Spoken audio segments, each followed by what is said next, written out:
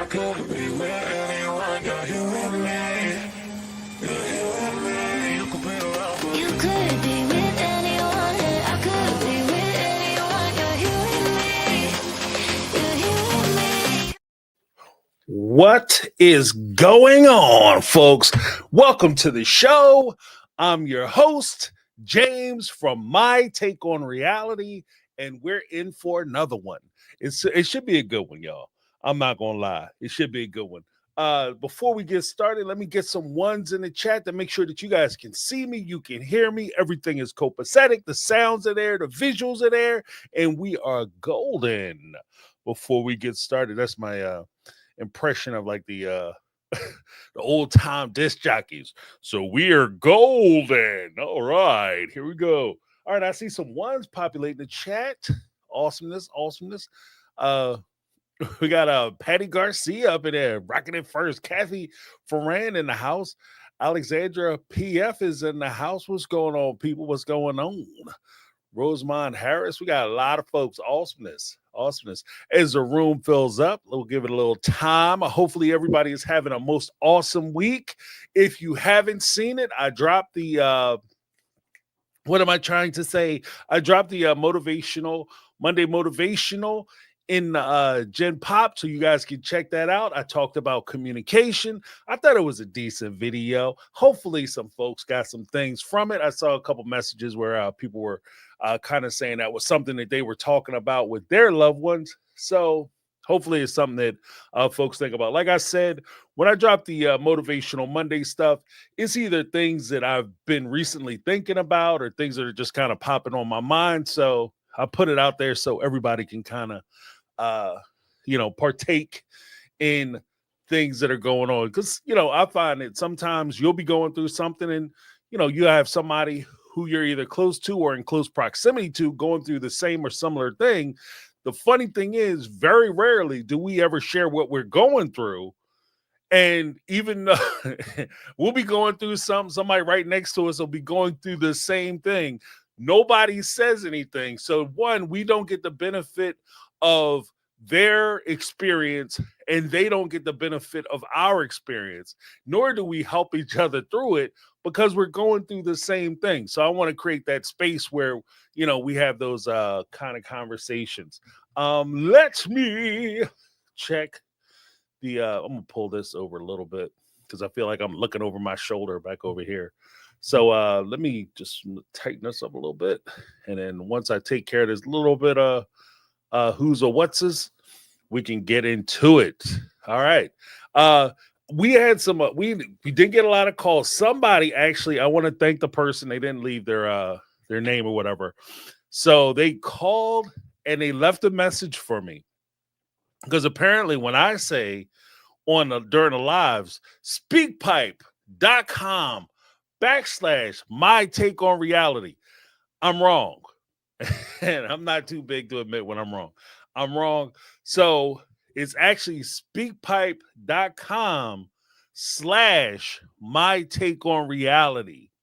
And I was sitting there wondering, I was like, how come a lot of people don't call in?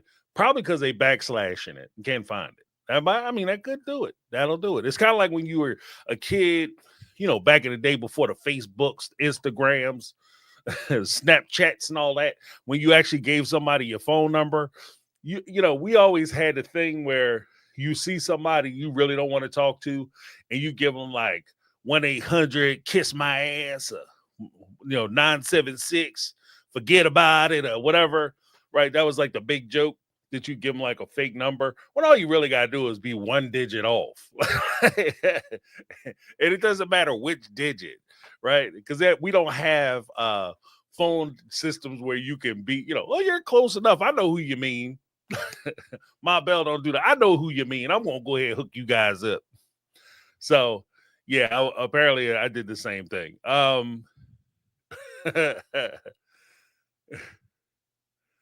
Let's see. All right. I see some folks saying they had some good Mondays, some Tuesdays, Wednesdays, and now we're heading into the weekend. Guys, we got some things to talk about. As soon as we get through the messages, just so we're all on a kind of the same page. I don't like any I don't want to surprise anybody, but we'll be talking about like the second half of the show, as well as season 20, like predictions for season 20. Coyote Pass has sold what? So 1.5 milli, which actually it sounds like I don't know. We'll get into it. And then of course the Meri on the Tamron Hall show. Now that was, I thought it was like a big find for me yesterday. Like I was going through and I was actually getting ready to sit down and make a different Sister Wife video. And it just happened to pop into my feed from Tamron Hall. Like, it's not like she contacted me personally, like, James, check out my show, player. Like, that's not what happened. Okay. But I did see from Tamron Hall, she posted some clips from her show. So I checked them out. And Tamron, beautiful, stylish as always, on point as always, super professional. If you haven't checked out her show is pretty dope too. Like she does really good interviews, per usual, unexpected there, no surprises there. But she had Meri Brown on, y'all. Now, for those who aren't familiar, Tamron Hall was one of the early tell-all hosts on the show, and she did it for a couple seasons, a few seasons. She did it. Right around the time they got too big to do it with her. But she was the, I think, hands down, Tamron Hall.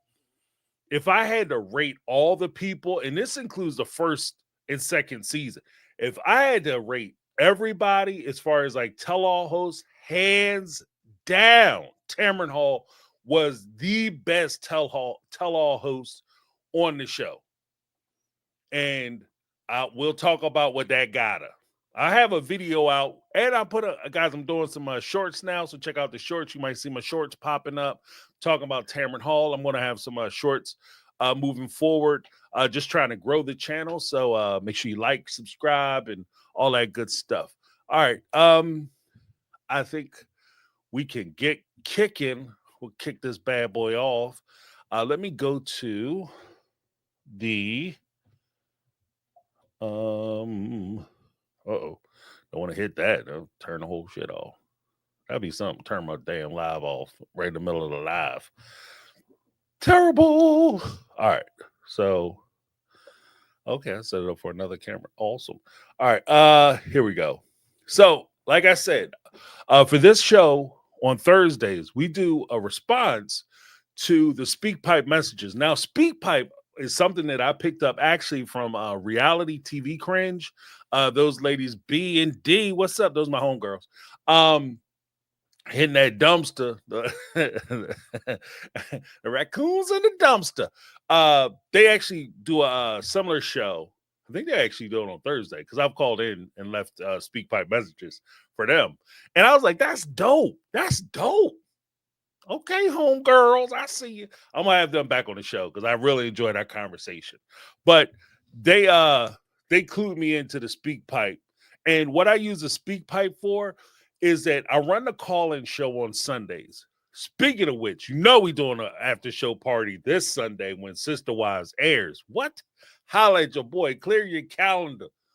Because we definitely gonna be talking about the foolishness come this Sunday night. So make sure you hit me back on Sunday night right after the show. We kick it off right after the show. All right. Because it's gonna be, I know that show is gonna be like stupid. All right. Actually, I'll figure it out. And if I do something a little different, because I was thinking about doing like a watch party with the members, because I don't know, like TLC don't play that shit.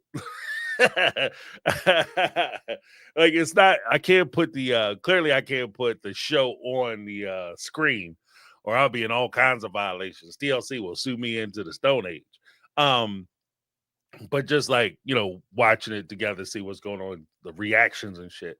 But that I might do that, maybe not this week, but I might do it the following week. If, put it out, figure out how I would do it. But after that show is over, guys, we for sure are going live talking about it. All right. I don't know how many episodes they're doing. Like I kind of heard in the winds that they're going to do 4 episodes and then they're going to 4 regular episodes. And I think it's like one more special episode. and then of course the tell-all episodes that they filmed like months and months and months ago. So we have that. But this week, yeah, we definitely back in there. So make sure you hit it back. But while I do that show, I invite people to call in, and so you guys can get your voices heard and you can give your response.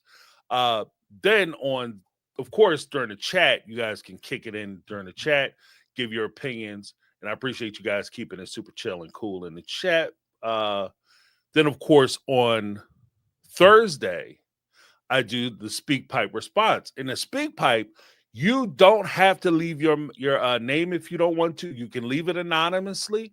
You can call in and say, James, here are my thoughts. Blah, blah, blah, blah, blah, blah, blah. Please don't put me on. And I, play this online, and I will go through and I will interpret it, what you said, and, pose the question. If, we've had people call in, ask questions of the group, or just generally ask a question, I'll respond to that question. It's no fuss, no muss. This is just an opportunity for you guys to feel like you have as many avenues to participate in the show as possible. Because I want you to feel a part of the show, because you guys are part of the show. So that's how we're running it. So this week we have four messages we have four messages from folks who called in. And I'm always happy to hear from these folks. There are folks who've called in before. So if you guys want to do that, it's right here. SpeakPipe.com/my take on reality. All right. So here we go. First message is from Alexandra PF. Let's rock it. Hey, James, it's Alexandra calling again. So I was calling because I wanted to discuss and get your take on my hate of Robin. And it crystallized for me this week for some reason, and I'm not sure why. But another reason why I hate this person is because of the way she's treating her children, her three first children. How she, alienated them from their father, had him sign his rights away, and then they openly discussed it on camera. So disgusting, so despicable. So we saw her doing that, and her excuse was, oh, he was a bad guy. And of course we had no other counter story, so we just had to go with that. But now we're seeing how she's alienating them from their three other mothers and their 13 other siblings. And that to me is what's so disgusting about her, is just how she alienates and isolates them and has this control over them. And it really, really bothers me. And I just wanted to see what your take was on that. Okay. All right. Excellent point. Alexander PF. Here's my take on the whole situation. Well, not the whole situation, but just on the instance that you talked about. First, she's like, I hate her. She had articulated at least twice. Powerful stuff. Powerful. She, Robin, she evokes the emotions of the gods. The thing that I would say is that I am no fan of parents who use their children as pawns or as tools to hurt the other parent or former lover, ex-husband, ex-wife, boyfriend, girlfriend, whatever. Okay. I'm not a fan of that at all. In fact, I think that rises to the level when you use your children to try to hurt somebody, irregardless of whether they hurt you or not. Okay. Irregardless of whether they, hurt your feelings or they cheated on you, whatever the case may be. If you use your children as a tool to hurt your former significant other or person you were involved with, I think that rises to the level of child mistreatment. We'll leave it that way. We'll say it that way. I think it rises to that level. Why? Because you're not just hurting that other person. You're using your children And your children have feelings. And not only are you using your children against their other parent, but you have to think about the psychology of that child, because they're the source or pain or cause of the pain for that parent. So if my dad was using my me against my mom, he's not the one hurting my mom. I'm hurting my mom. And if I care about my mother and my dad was doing that, it affects me. It would affect me. It wouldn't just affect him and her and haha, I made her cry this evening. Like, no, it's affecting me. So you're affecting your children in a negative way. You're not looking out for them by using them as a tool to hurt the other parent, as a tool for advantage, as a tool. Like some folks, including myself, have made the observation, or at least the criticism to Robin, is she might have been using her kids as a way to leverage her way, lever her way into the Brown family. And if she was doing that and she was trying to eliminate her kids' relationship or damage her kids' relationship with their parent as a means and method for her to gain security within the Brown family, I think that's absolutely disgusting. I think that's absolutely disgusting. In fact, I think it rises to the level of a court seriously questioning whether she should have custody at all. Now, I'm not saying she shouldn't have visitation. Like, I'm a big fan of children being involved unless there's something going on to where the child is in danger or there's a serious issue which would require separation from a child to the parent. I think that a child should have every opportunity to get to know their other parent. I think that those relationships are important. As Cody said in the beginning of there's a little bit of truth in the beginning of Sister Wives in the intro. Love should be multiplied, not divided. Your kids should have the opportunity to be loved and supported by as many people as possible. And that's important not only for the psychological development of your children, but it's also important for the real life experiences of life, because life is hard as shit. Life is hard as hell. Like, life doesn't need difficulty assistance. Okay. It's already hard enough. And in order for you to get through certain situations and circumstances, you might need assistance. You might need as many hands as possible to help lift you up, prop you up, and when you fall down, pick you up. So it doesn't really serve you or your kids for you to start cutting people out of their lives and prevent them from having access to folks who could give them that support that they might need. As a parent, I like to think that I'm enough to go in and tell my kids that, you can do it. If the life gets tough, you go in there and do it. Sometimes I recognize that I'm not enough. They're going to need additional people, not just encouragement from me or my wife, but they're going to need encouragement from their grandparents, from the neighbors, from the teachers. One of the most devastating things, and I'll step out of it a little bit and then I'm going to bring it right back. One of the most devastating things is for you to find out your kid is going to school and they're being bullied by their peers or they're being mistreated by their teachers, especially people in authority. Because what that does is that damages your child's psyche and how they view themselves. It hurts their self-esteem. Now, we take that same logic and we apply it to the other parent. For you to damage that relationship, it can damage your child's self-esteem. One of the hardest conversations you can have with a child is to try to explain to your kid why maybe mama or daddy don't come around like they should. That's already hard enough. But if you're knocking them out, blocking them, or keeping them from seeing them, and then you still have to have the conversation on why mommy and daddy don't come around. Mommy and daddy don't come around because they never loved you. They don't care about you. What do you think your kid is going to hear? What they're hearing is that I'm not important enough, that the people who should care about me don't care about me. That's already a hard enough conversation when it has to happen, and it's actually true. But for you to manufacture it, again, disgusting. And here's what's even worse. And we'll kind of get into it. We start talking about Tamron Hall. That's going to be something we're going to talk about. But Meri, during the course of the Tamron Hall show, did talk about the divorce and the adoption of the kids.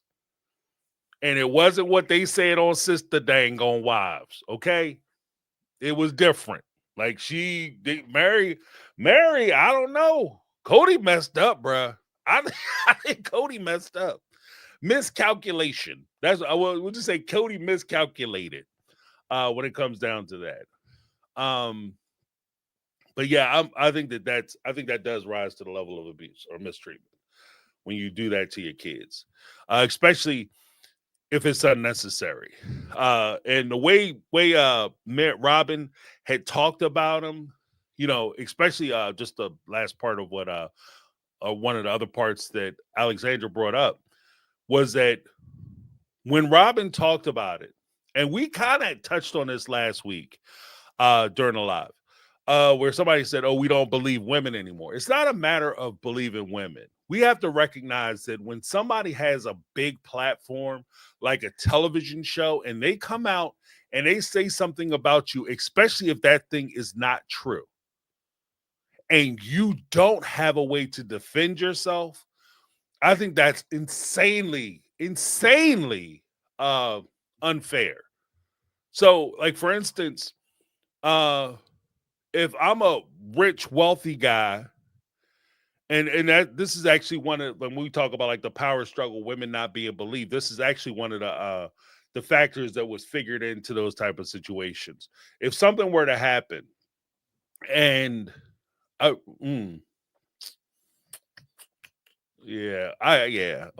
If something were to happen and a wealthy person who is very popular is accused of doing something inappropriate with a young lady who doesn't have the same power, finances, or platform, when that thing comes out, what's the big thing that we would always be concerned about? For those who are interested in justice, what the big thing that we will be concerned about is that when she comes out and says that this powerful, popular, famous person did this terrible thing to me, people will look at her and say, we don't believe you because he's powerful, he's famous, and he's very popular. We all love him, or he's amazing. We see him on TV all the time, or whatever the case may be, right?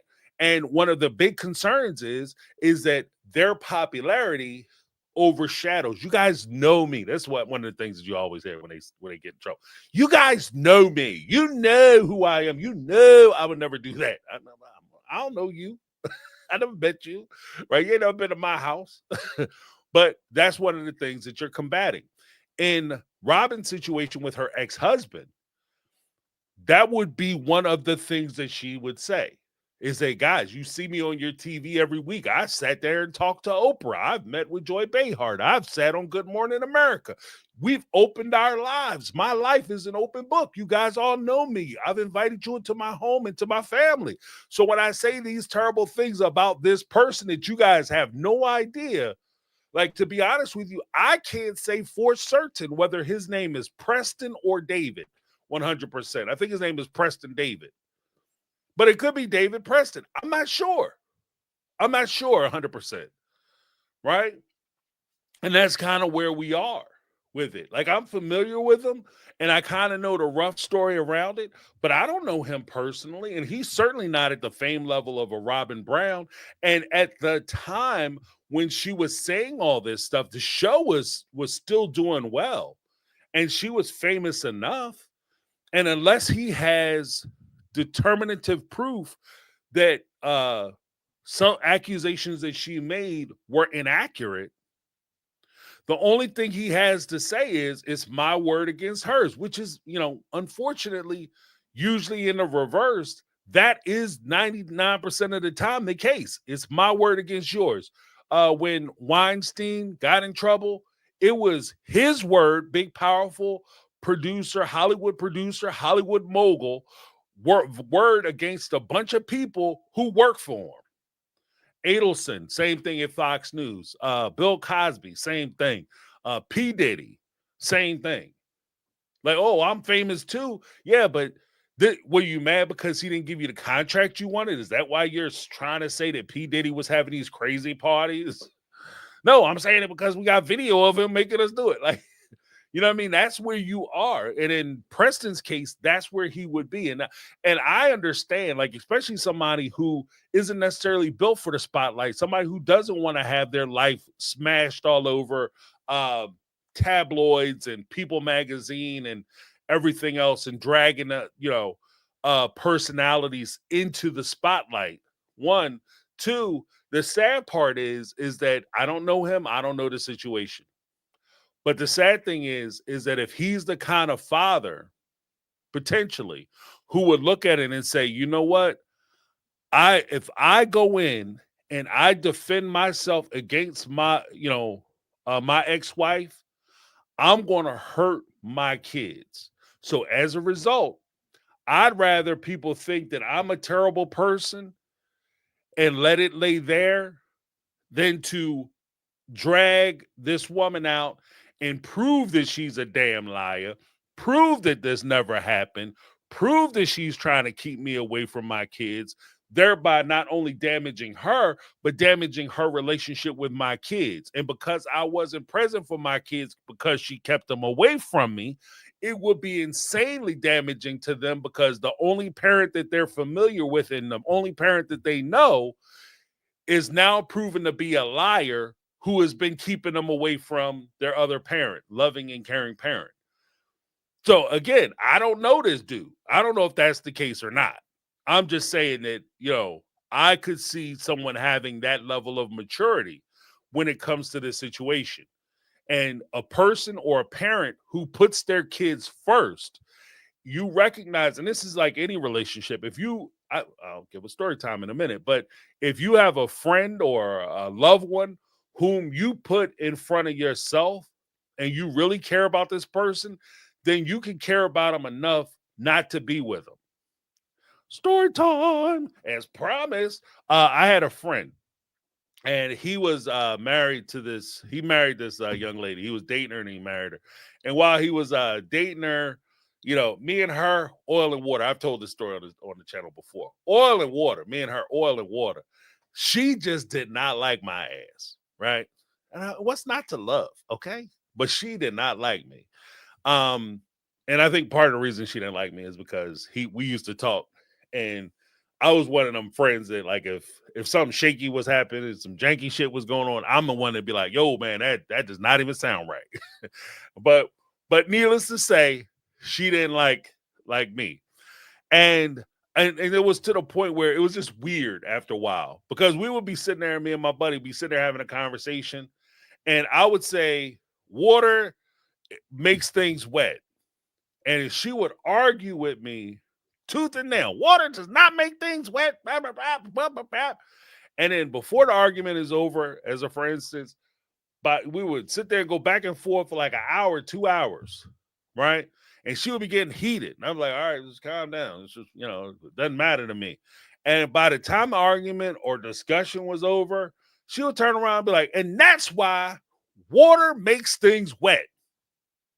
I've been saying that the whole time. That's exactly what I said. It was one of those situations. But I recognize when they got married, she makes my friend happy. Okay? She makes him happy. And I recognize that too. He was struggling with relationships prior to that, and he wasn't able really to nail down or find his person. And she was his person. Whether I got along with her or not, irrelevant. He got along with her, and she was good for him. And because he was my friend, I said, you know what? I'm going to fall back. I'm going to step aside, and I'm going to let them have their life. And, and that's what I did. I fell way back. Like, we don't even talk anymore. And it's sad to me because, like I said, we were very close friends, but he is and was my friend. That's my brother, man. Brother from another mother. And I wanted to make sure that he was okay. And it was more important for me that he was okay and that he was happy than it is for me to feel happy because he's still around. Like, it doesn't do me any serve me if he's miserable and we just get to hang out on the weekends. That doesn't serve me at all. Right? So I'd rather see him happy. And I could see in that same vein, if I could do that for my friend, I certainly could do that with my kids. If my kids were in a situation where I couldn't be around them, but they could be happy, or I could force an issue and I could ruin them, I would much rather see them happy. I'd rather lay on the track and I'd rather feel the pain and put them through it. So that's why I say in this particular situation, with the way she went about it, I could see uh a father stepping back and saying, you know what, my wife is scorched earth, the queen of scorched earth. She will burn me down. She will burn the relationships down. She got on TV and said a whole bunch of terrible stuff about him on TV, you know. So if she does that unprovoked, I know she's coming out guns blazing, stories, imagination working if we really hit the front page, because Robin will defend herself. Not only will she defend herself, but she'll defend herself in a way where I could see her go taking it to that next level. I implied this, but I'm gonna go ahead and say it. And then that just becomes terrible. But thank you so much, Alexandra. Again, you guys can participate. Hit that speakpipe.com/my take on reality. Next caller, we had Tanya Carter calling in. Let's hear what she has to say. Hey James, Tanya Carter here. I was listening to, I'm currently listening to your show from, I want to say Thursday. And I don't remember which caller it was. She made a really good point about, she was talking about Robin's kids and how Robin never allowed Christine or the other sister wives to take care of her kids. And now that I'm thinking about it, it just got me thinking, like, imagine if she had let Christine care for her children like Christine did the OG 13. Her kids would have bonded with Christine because all of the kids do. I mean, she's a mom, she's a mom figure. She's got the food, she's got the warm house, she's got all the fun. And that would have been bad for Robin. I think Robin knew Christine had all the kids under her umbrella and in her heart and controlled the heart of the family. And if her kids had gotten underneath that umbrella and bonded with Christine, not only would that make Robin jealous, but then she wouldn't be able to play her game of my kids aren't accepted by your family, Cody. You need to, do this, you need to do that. We have to adopt them. Otherwise they could want to move back with their dad if they're not happy, because they would have been happy. They were happy, but there would have been no way to prove that they were not happy because Christine would have been being Christine and they would have loved her. So I think. Okay, got a little cut off on there, but yeah, I got the gist. Thank you, Tanya, for calling in. That was awesome. I think that's actually an excellent point. I think it's an excellent point because it definitely would have threw a monkey wrench up in the works. It would have threw a gear up in the monkey wrench in the gears, because at the end of the day, by her allowing people to come in, and this again starts to set patterns. Okay. This is where I was saying, we don't believe, why do we not believe women? Right? We don't believe women anymore. I absolutely believe women. And I believe men, and I believe credible stories. And when I assess these situations, one of the things that I look at is the principle of relativity. How you treat one thing, how you do one thing is how you do all things. How you treat a group of people is usually how you treat people. And in this particular situation, as Tanya mentioned when she called in, she said that the first thing Robin did was she isolated her kids away from Christine. And not only did she isolate her kids from Christine, but she actually made accusations against Christine and the other wives, as well as the other kids, with regard to her kids. It wasn't enough for her to say that, look, I didn't feel comfortable having these folks watching my kids because I don't like them, which would have been fine. If she would have came in, and real talk, if she would have came in and said, look, I sat there and talked to Christine for 15 minutes. I know everybody thinks she's awesome because of what they see on TV. But if you actually sit there and talk to her, she's a fucking weirdo. And you know what I mean? I don't know if that's true. I'm not saying that that's true. But if she would have said that in her perspective, I don't want my kids around them. Who am I to say that, no, you got to have your kids around them because that's, I would ask, I mean, if anything, I might ask, why would you join a family if you think that one of the authority figures in that family is a weirdo? I would ask that. But I'm not going to ever tell a parent that they have to let somebody watch their kid because everybody else is doing it. That doesn't make any damn sense.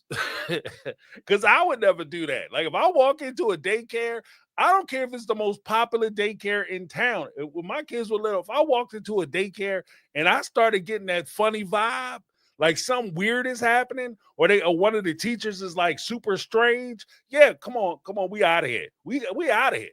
Oh, what's wrong, James? Everybody sends their kids to the ABC daycare. I don't give a shit. When I went there, that dude got like clown vibes. Like, you know what I mean? Like he got weird. No, nope. If she would have said that, I'd have been like, okay, it is what it is. But that's not what she said. And again, I stress the fact that when she left, every time she leaves a situation, she has a disagreement with somebody, then it's not that I had a disagreement with this person and I don't like them. I had a disagreement with that person and I am a victim of their mistreatment. I am a victim because they were doing all these nasty things to me. They were mistreating me. They were mistreating my kids. They didn't look out for my children. They didn't help my children. That's what she was saying about the OG3. That's what she was saying about the OG13 with regard to her kids. Oh, it's not that they were mistreating me. It's that they were abusing my children. That's what she's been saying. So when she says that about these women and about these kids, that makes me call into question, does everybody mistreat your kids? Is that what we're doing? And that's why I asked the question, and it starts to raise red flags for me with regard to her talking about and accusing her ex-husband of mistreating or not doing the right thing by her kids.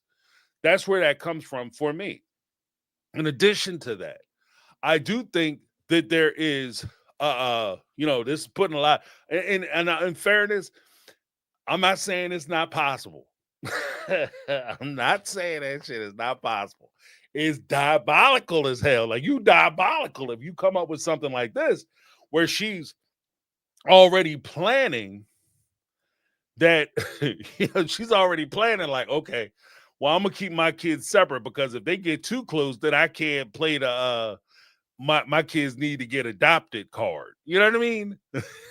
Like you're diabolical. They'll be too close to her. So when I steal all the money, they might become impediments to my rise to power. Like you are a psycho. At that point, you're a psychopathic. I would even say sociopathic. You're a straight psychopathic at that point. Forget narcissist. You're a psychopath. My kids will be in the way from my rising to ascension atop the sister wife plateau. You are Looney Tunes. All right. Which will be scary for me. And at that point, I got to tell you, if I was the other wives, I might be like, yeah, my kids ain't hanging around with her ass because she crazy as cat shit. I don't know what Cody doing. So, I mean, that knife does cut both ways. But again, if she came out and said that about Christine or said that about Meri or Janelle, that I didn't have my kids around them because they're terrible, horrible people and they just didn't treat their kids right, so they wasn't going to mistreat my kids, it is what it is. But she's never said that. Two, again, I would fall back on why would you join a family if you notice that the people are mistreating their kids? I wouldn't be a part of a family where the kids are being mistreated. I certainly wouldn't bring my kids into that situation. To me, that would be me being a bad parent. And once again, even if you make the argument that, well, I fell in love with Cody. We was, the sparks were shooting out my ass in church and we fell in love with each other because it was so amazing. Even if that was the case, even if that's the case, I'm not going to let my kids be the brick and mortar to the foundation of my happiness. I'm not going to let them lay down on the track or lay down on the wire for me so that I could be with the person I want to be with. I'm not putting them in a situation because if I have to put my kids here, James, this is just me. If I have to put my kids into a situation where they're going to be mistreated so I can be with the person I want to be with because their situation is jacked up, then that's probably not the person I should be with. That's, right there. I mean, that you're not the perfect person for me. If I have to put my kids in harm's way so that I can be with you, then you're not the person for me. Right? That for me, that's it. I mean, for other people, I mean, maybe they don't care as much or maybe it's not as important. But for me, that would be the full stop. That'd be the full stop. If I have to jack my kids up and put them around kids who I'm going to accuse of bullying them and mistreating them, put them with authority figures and parents who are going to bully them and mistreat them and allow their kids to bully my kids, right? In order for me to continue this relationship, then this relationship is over. I'm sorry. I'm packing my bags. I'm done. Me and my kids are out. I'm not going to sit here and watch my kids get jacked up and build somebody else's kid up. You're not going to beat the shit out of my kid, beat my kid down, lower their self-esteem so that they go through life scared and not even so much humble, but shy and bashful and broken, so that your kid can go on to win the state titles and be the head of the class and be Mr. Popularity and be the prom queen and all that other stuff because they have confidence because they were able to try and exercise their personality on my child. Nope. So again, this is the weird part of if they are being dishonest, if Robin is being dishonest, which I suspect she is, if Cody is being dishonest, which I expect he is, and they knew that their kids, Robin's kids, were being mistreated by Cody's kids. Look, I'm not even gonna say the OG3 kids because that's who she dates. She dating Cody. He's the father. These are Cody's kids. Her husband's kids are mistreating her kids, and she brought them into the family anyway. Your lie is stupid. Like for you guys to say, no, it was great, and you knew that they were being mistreated, and you brought them into the family anyway. You're terrible people. And once again, we get back to the whole idea notion that if all things are equal, then you probably shouldn't have custody of your children. If you're willing to put your kids, your happiness ahead of your children, you probably shouldn't have custody of your children. So I don't know if this is necessarily the hill you want to die on and a lie you want to tell. And if it's true, then we got to work through it. But if it's a lie, you stop telling this lie because it's a dumbass lie. Because that's what I hear.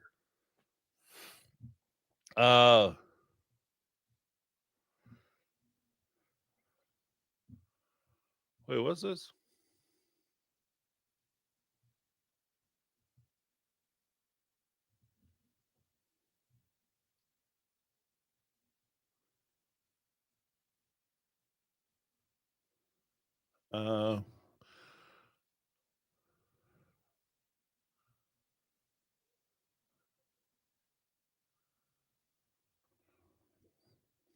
Oh no, local art switch. If you want to, I don't mind.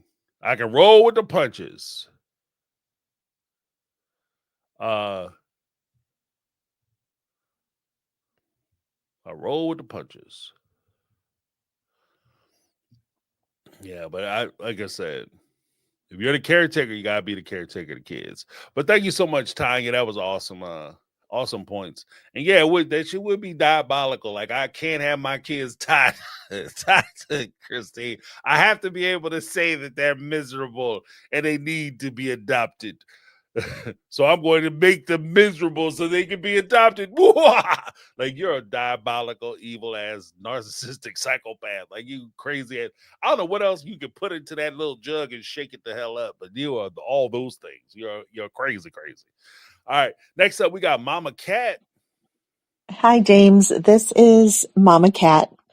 And I just wanted to point something out with talking about whether or not Cody and Robin were intimate before they were married. Cody is the first one to jump out there and talk about how Meri cheated on him Mind you, she never met a person. She was never physical with a person. It was really based on what he considered inappropriate conversations. I would bet dollars to donuts that he and Robin not only had similar conversations, but they also had that physical intimacy, whether it was kissing or all of the things. So I just find that whole thing interesting, that he's quick to throw Meri under the bus, that she was cheating, knowing full well that he was married to 3 other women and was doing the same thing with another woman at the same time. So thanks so much for your YouTube. I love listening to it. Have a great day. Bye. Awesome. Well, thank you so much, Mama Cat. Love having you call in. Yeah, you know what? One of the one of the craziest things with the whole catfish thing. Again, I got to keep it all the way a stack. Is it cheating? Emotional affairs are affairs. Okay, it's cheating. If you have an agreement that you're going to be monogamous or polygamous or whatever your rule structure is for your particular relationship, and you step outside the bounds of that relationship or step outside the bounds of those rules, then it is what it is. It's an offense. However, I understand. I think that when as with most things, even in a court of law, you have what's called mitigating circumstances. These are circumstances in which the liability that you that you're responsible for can be lessened based on the circumstances and situations for which you find yourself. For instance, you could say like a mitigating circumstance, or in this particular case, I won't even do it. For instance, in this particular case, if you look at how Cody was treating Meri, he had already abandoned her, like physically, sexually, psychologically, financially, in every other way that you could possibly name. Meri was essentially a single woman who had just not received the paperwork for the divorce. And she hadn't, actually, she did receive, by the time she had a catfishing situation, she had already been divorced legally. And for everything involved, he essentially was neglecting every other duty or responsibility that he would have inside the confines of that relationship. So in that particular instance, the first blow or first blood was drawn by Cody. He set things in motion for the catfish to come into the situation and become a factor. Full stop. I think that when we talk about like the catfishing situation, I think it's unfortunate because, one, I think that Meri, just in all honesty, I understand she couldn't leave because way she was brought up in her religion and her mindset, and she didn't want to give up on the family, et cetera, et cetera. I get that. But it would have been nice and ideal, at least for me, if she would have left the situation, because there's no point in you, like the whole idea that, oh, if he cheats on me or she cheats on me, I'm going to go out and I'm going to cheat on them. And somehow that's going to even the playing field. It doesn't. Because all that happened is you just invited a bunch of people into your relationship and you just made your relationship super duper messy. And you're involving other people's emotions and feelings and everything else. You're potentially hurting somebody else. If you're not going to be with somebody because you can't get past it, you can't get over it, or the situation isn't going to improve, then you very well should leave the situation. If Meri cheats on Cody, it's not going to improve their relationship. Like, she wasn't going to step out with the catfish, and then Cody found out she stepped out with the catfish and say, you know what? I'm going to take full responsibility for everything I did wrong, and I'm going to take Meri back, and we're going to try to fall back into full fellowship with each other because now I realize where my mistakes lie. That was never going to happen. So her going off with the catfish and trying to get even with him is a waste of time. It's a waste of time and effort. So in that instance, she would have been better off, retrospectively, if she would have just full on left Cody. He doesn't want to spend time with you. He can't make time for you. He doesn't respect you. He's not going to start respecting you. I said that actually in my most recent video.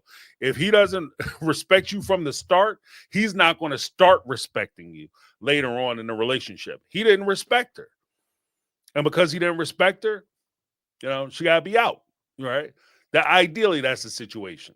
As far as the catfish is concerned, I think that his outrage about the catfish situation, again, doesn't look at the mitigating circumstances. He's not looking at his culpability. That's a word that he loves throwing around, but he doesn't reflect it on himself. He's not looking at or observing his own culpability with connection to her going out and seeing somebody else. I know she, in a way, I kind of hate talking about the catfish thing because I feel like I'm just beating her down. But it is what it is. It's a subject and it's a topic on it. Well, I hate talking about it, but I will talk about it. But it's one of those situations where, he's responsible. He's just as guilty, if anything, as she is because of the way he neglected her and what he did to her. If you were done with her, if you were finished with the relationship, have the respect for not only her, have the respect for yourself, and have the respect for your family to terminate that relationship. You're done. Why are you keeping her around? Why are you having your kids interact with her when you know that you're finished? Why are you still calling her a mom and saying she's a part of the family, having her show up to holidays and shit, pretending like you're still together, knowing full well that you don't plan on getting back with her and you have no interest on getting back with her? Why keep doing that to not only her, but to yourself and to your other family members who recognize that this is what it is? Like, it's not like y'all fooling anybody. The kids, everybody else, the OG 13 plus Robin's kids plus the OG 3, they all knew, or the other OG 2, they all knew that Cody and Rob and Meri were never getting back together because of the way he was treating her. So you're not fooling anybody. You're just humiliating and embarrassing her the whole time you're doing it, which is another reason why I think he did it. Because ultimately, I think that the lesson that Meri provided, the service Meri provided, is that she provided a lesson to the other wives that if you leave, this is what's going to happen, because the world is rough. The world is hard. If you leave me, you're walking out of here, and not only are you going to find somebody who's just like me, but you're going to be in a worse situation. So you might as well stay in the situation you're in. The devil that I'm going to be the devil they think I am. So you might as well stay with the devil that you know. Like that's the basic tenets, right? And usually you find that in abusive relationships. Ain't nobody else going to want you. Everybody's going to treat you bad. So you might as well stay with me because I'm going to treat you the best. And even though I mistreat you, I'm going to treat you better than you deserve. And that's essentially what Cody was doing to her. Like, pare down. So he was just as responsible as Meri was in that situation because he helped to create it. And I think that I agree, like, rudimentarily, I agree with the idea of, like, he already has women too. He has several wives, so he's seeing multiple people. I get the positioning on that, but the only disagreement I would have is that that's something that she agreed to. And if you agreed to something, this is why I say don't agree to shit that you don't agree with. If you agree to something and you agree that some certain standards and rules are going to hold sway in your relationship, then you're subject to those rules and those agreements. If you enter into a family and the guy you're with says that, look, I'm going to go out every Friday and I'm going to sleep with other women, and you say, okay, but you can't sleep with nobody else, and you say, okay, then that's the rules. If he goes out on Friday night with Barbara, Susan, and Meri, and then you go out on Friday night because he's out with those three ladies doing whatever he wants to do, and you go out with John and Luke, and you do whatever you want to do, you're wrong in that situation because that goes against the rules of the relationship. Fair is what the rules are. Not fair isn't the same or equal. Fair is what the rules are. And if that's the rules of your relationship, the guidelines of your relationship, that's the guidelines of your relationship. Don't agree to shit you don't agree with. And from that respect, I can see it not being equal, but she kind of agreed to that. That's what she signed up for. As far as like him and Meri, the hypocrisy, Do I think he was messing around with Robin? Yes. And again, like I just said, even though Cody has the capacity to date multiple or be with multiple women and even date, the rule for him to be able to do it within those relationships, the confines of those relationships, is that he's not supposed to be physical with anybody prior to marrying them. Oh, that knife cuts both ways, don't it? Yeah, the shoe also fits on the other foot. That's the rules.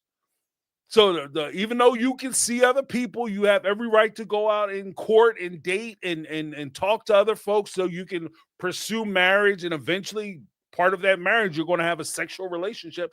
Granted, you don't get to pursue the after, before, or prior to. You don't get to enjoy the benefits of marriage until you're married.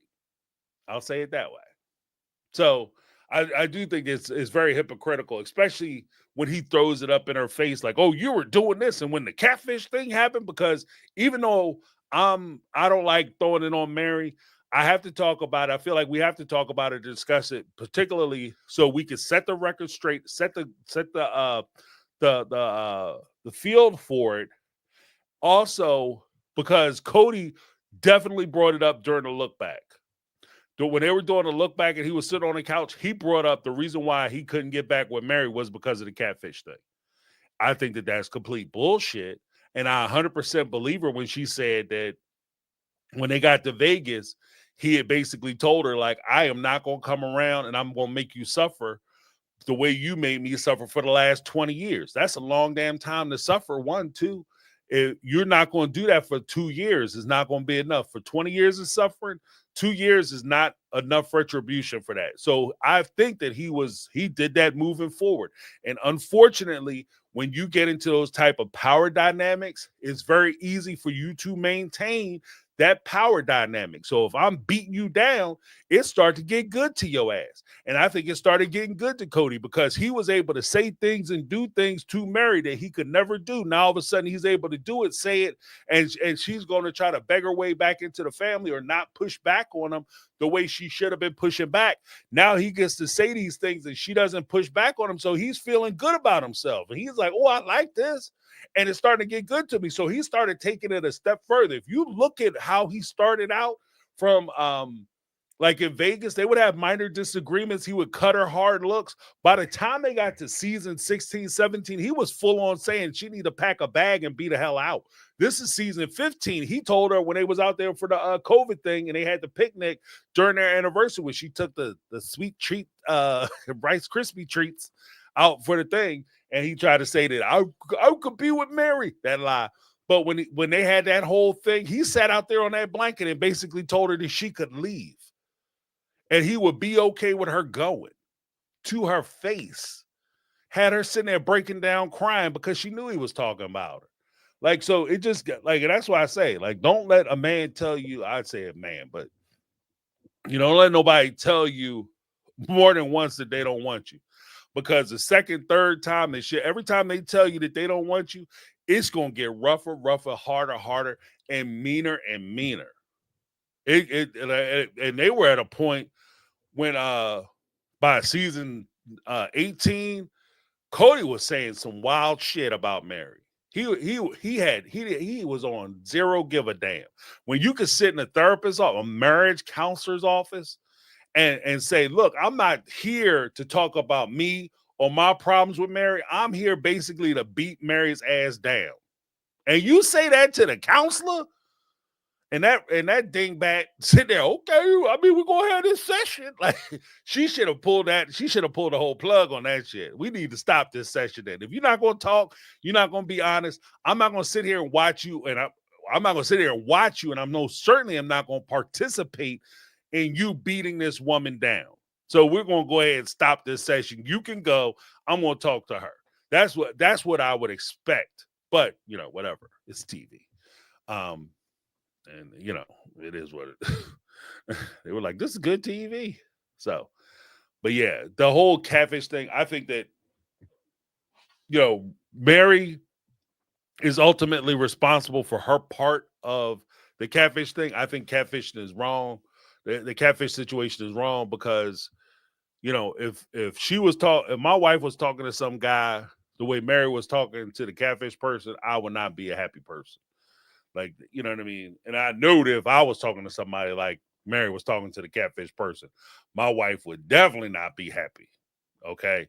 So, I mean, I can't just pretend like it's okay because it's Cody. Wrong is wrong, right is right. And in that situation, she wasn't right for what she did. Again, I understand it. I think there are mitigating circumstances, but wrong is wrong, right is right. Next up, we got Carter, Tanya Carter again. Hey, James, Tanya Carter. So, Okay. as you know, I just got done listening to Without a Crystal Ball, and she was saying how the property was sold. Coyote Pass was sold Ooh. for like 1.5 million. They each got about 375, and then of course you have to take taxes out and realtor costs and all of that. So I'm gonna say maybe like a cool 300 each, which I don't think Robin should have gotten her fair share of four. I think it should have been 33, 33, 33. Because Robin spent more than she contributed to anything, and she owed them for her house, and they could have just thrown that in there with it. My thing is, um, should they continue to film? No, I don't think Cody and Robin are interesting enough to do any filming anymore. I think that I would honestly be kind of interested in a Christine and David. I mean, I'm sitting here watching the Baldwins every once in a while and they're boring as hell. So I would absolutely watch a Christine and David because they have a lot going on. And with that, they could bring Janelle into an episode every once in a while, go up and visit Tata Farms, see the kids. Because as much as I love Queen Janelle, she's not interesting enough to me to have her own show. Um, but she could come in on David and Christine every once in a while. What are your thoughts? Good points. Well, first, with regard to Coyote Pass selling, we'll talk about that in a minute when we talk about like where they're going to go from here. But the $1.5 million, $1.5 million, just as a like Crystal, Katie Joy, she came out with the sale information that the thing was sold. I think some other people announced. I think Sarcasm announced it, as well as some other outlets announced that the property is sold. Celebration! I think that's awesome. Congratulations, ladies. Get your paper, get your paper, get your paper. Show me the money. That's awesome. But first, $1.5 million, basically 15 divided by 5 is 3. So they would essentially receive $300,000 a piece. But the problem that you have with that is that you have to take off at least 6% for the realtors, both the seller and buyer realtors, and expenses and things. So it'll come out to roughly about 6%, and 6% of 1.5 million would be about $90,000. So technically, they didn't get 1.5 million; they got 14. So 1.41 is what they received, which would lower them down. Like instead of them getting the full 300, they would actually be closer to starting at 282, and that's prior to taxes. So if they take that money from Coyote Pass, they have to shift it either into like real estate or something else so that they can try to avoid some of the heavy taxation that they're going to receive. Because with that level of money, the IRS is going to go ham. They're going to go hard as a mother on your pockets. Okay. So you really like, I don't know, like hopefully they're working with a tax agent. Like I know Janelle, she has that property down in North Carolina with her daughter and Caleb, Maddie and Caleb. So she might be able to shift a lot of that money down there for investments and be able to offset some of the tax problems. Meri, I know like she could take some of that money and shift it to outlying loans or whatever for her place Lizzie's in. Cody and Robin with the shit show Chateau. $2.1 million house that they purchased, they could shift some of that money towards that. Ironically, you would think with as much as they've been selling, that they're doing well. Like this is actually, I mean, it's a good, decent come up. Like the $200,000 or almost $300,000 on a sale of a property is a decent come up, but it just seems like a lot. Like they put a lot of money in to not only like the sale of their homes in Vegas, then money on top of the purchase price of Coyote Pass. It's just, it seems like a lot of money that they put out, and when you offset that with the end result of 282,000, I don't know how, if they really made out as good as they should have. Like I'm suspecting they probably didn't because of the outstanding money with Cody and Robin's house. I do want to get this very clear. When I refer to the McMansion, I refer to that as Cody and Robin's house. That's not, Robin didn't just take that money by herself. Cody and Robin took that money. They're a married couple. Both their names appeared on the McMansion. They purchased that home together. They took that money. Robin didn't just take that money by herself. So I want to be very clear about that. And I just, like, part of me feels like the OG3, I'm happy for them, but the sad part is I think this is the best outcome that they were going to get and best resolution that they're going to get out of this situation. So take your 300, take your 282, hit the bricks, be happy with be happy with what you have. Recognize you're probably not going to get what you're owed. Just consider that, happy tax. We're just going to call that shit happy tax. You let Robin and Cody have it, go off and be happy. Okay? You just paid, you just gave them money, you got something for your money, you bought your freedom and you bought your happiness. You bought your peace of mind. That's what you're paying for. When you're giving them that money, just let them go. Don't sit there and argue with them, because the crazy part is, especially with regard to the show, like I guess we can go into some of the situations I was talking about earlier, what to expect in the second half of the season and even moving forward with regard to Coyote Pass. That Robin and Cody need Coyote Pass. They needed that shit between them. They need the OG3, particularly Meri and Janelle, to keep coming back, fighting them for dollars and nickels and everything that they could get and everything that they're owed. They need it. Why? Because that gives them a storyline to continue participating in the show. If you want to hurt them, stop asking for money from them. Don't make them an issue in your situation. I can't tell you, like, how many times have you run across somebody who just creates problems because the more you talk about them, the more upset you are. Like in our chat, like if somebody comes in and they start trolling, what happens? That person says something wild or crazy. Everybody in the chat focuses on trying to disprove what they're saying or try to berate them. And all we're doing is giving that person energy, time, and attention, which is why they came in here in the first damn place, because that's why they're there to troll. You could go to any comedy show.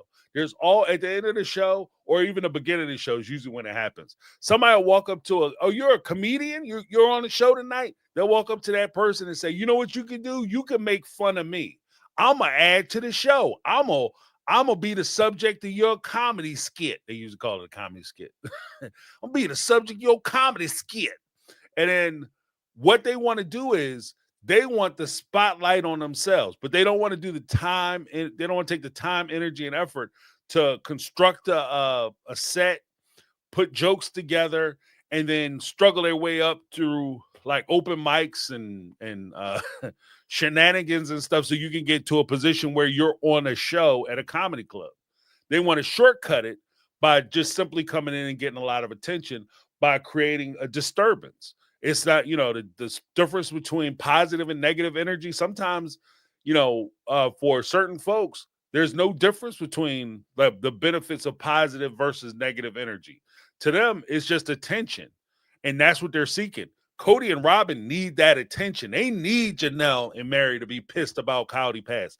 They need them to come after them for the McMansion money. They need them for that shit, because without that, what are they going to get on the show and talk about? What are they talking about on the show? What are they going to say? Because the only way that they could be on the show and they could continue on the show is if they actually get on and they start opening up their lives and they start talking about real shit. That's one of the things I talked about in my last video when I was talking about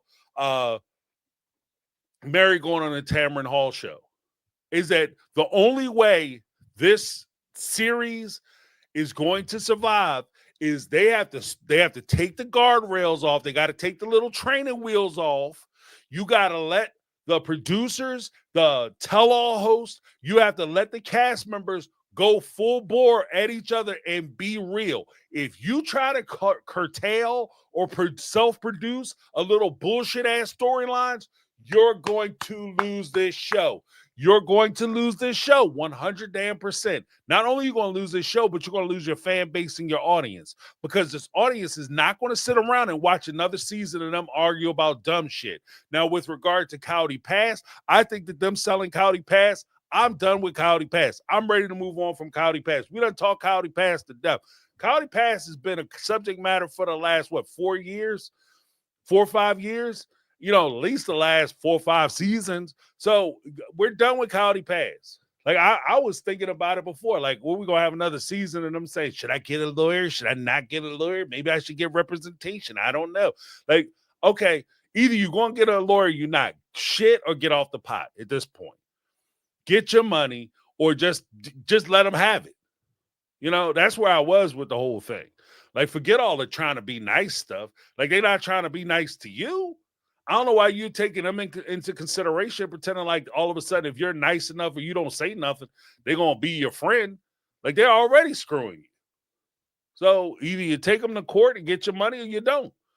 But the whole Coyote Pass thing is overplayed. That shit was long in the tooth. So they had to let that go. Let's move on. Okay, what's next? And right now, Cody and Robin don't have anything next, because that little bullshit storyline, I took my daughter down to get her ears peeled. I took her down to get her baptized at 25. I mean, what's going to happen at 32? She going to go on a first date? Is that what we're going to watch on the Sister Wives? Next on Sister Wives, Robin's oldest daughter gets her first kiss, and Cody's pissed. He comes out with a shotgun. Next on Sister Wives, this Sunday on Sister Wives. I'm not watching that shit. I'm not watching that. I'm not watching a 40-year-old woman get her first kiss. I'm not doing it. I'm not doing it. So you need to figure out what it is you want to do. Now, either you want to be on TV or you don't. And this is what I would say to Cody. Either you want to be on TV or you don't. And next on Sister Wives, Aurora goes down and buys a car.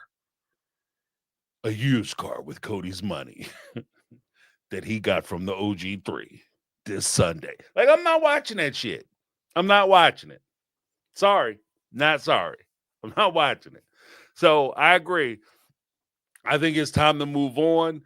These ladies have no reason to really interact with each other. I would be very surprised. Like, I think that somebody made the assessment that where do we go from here?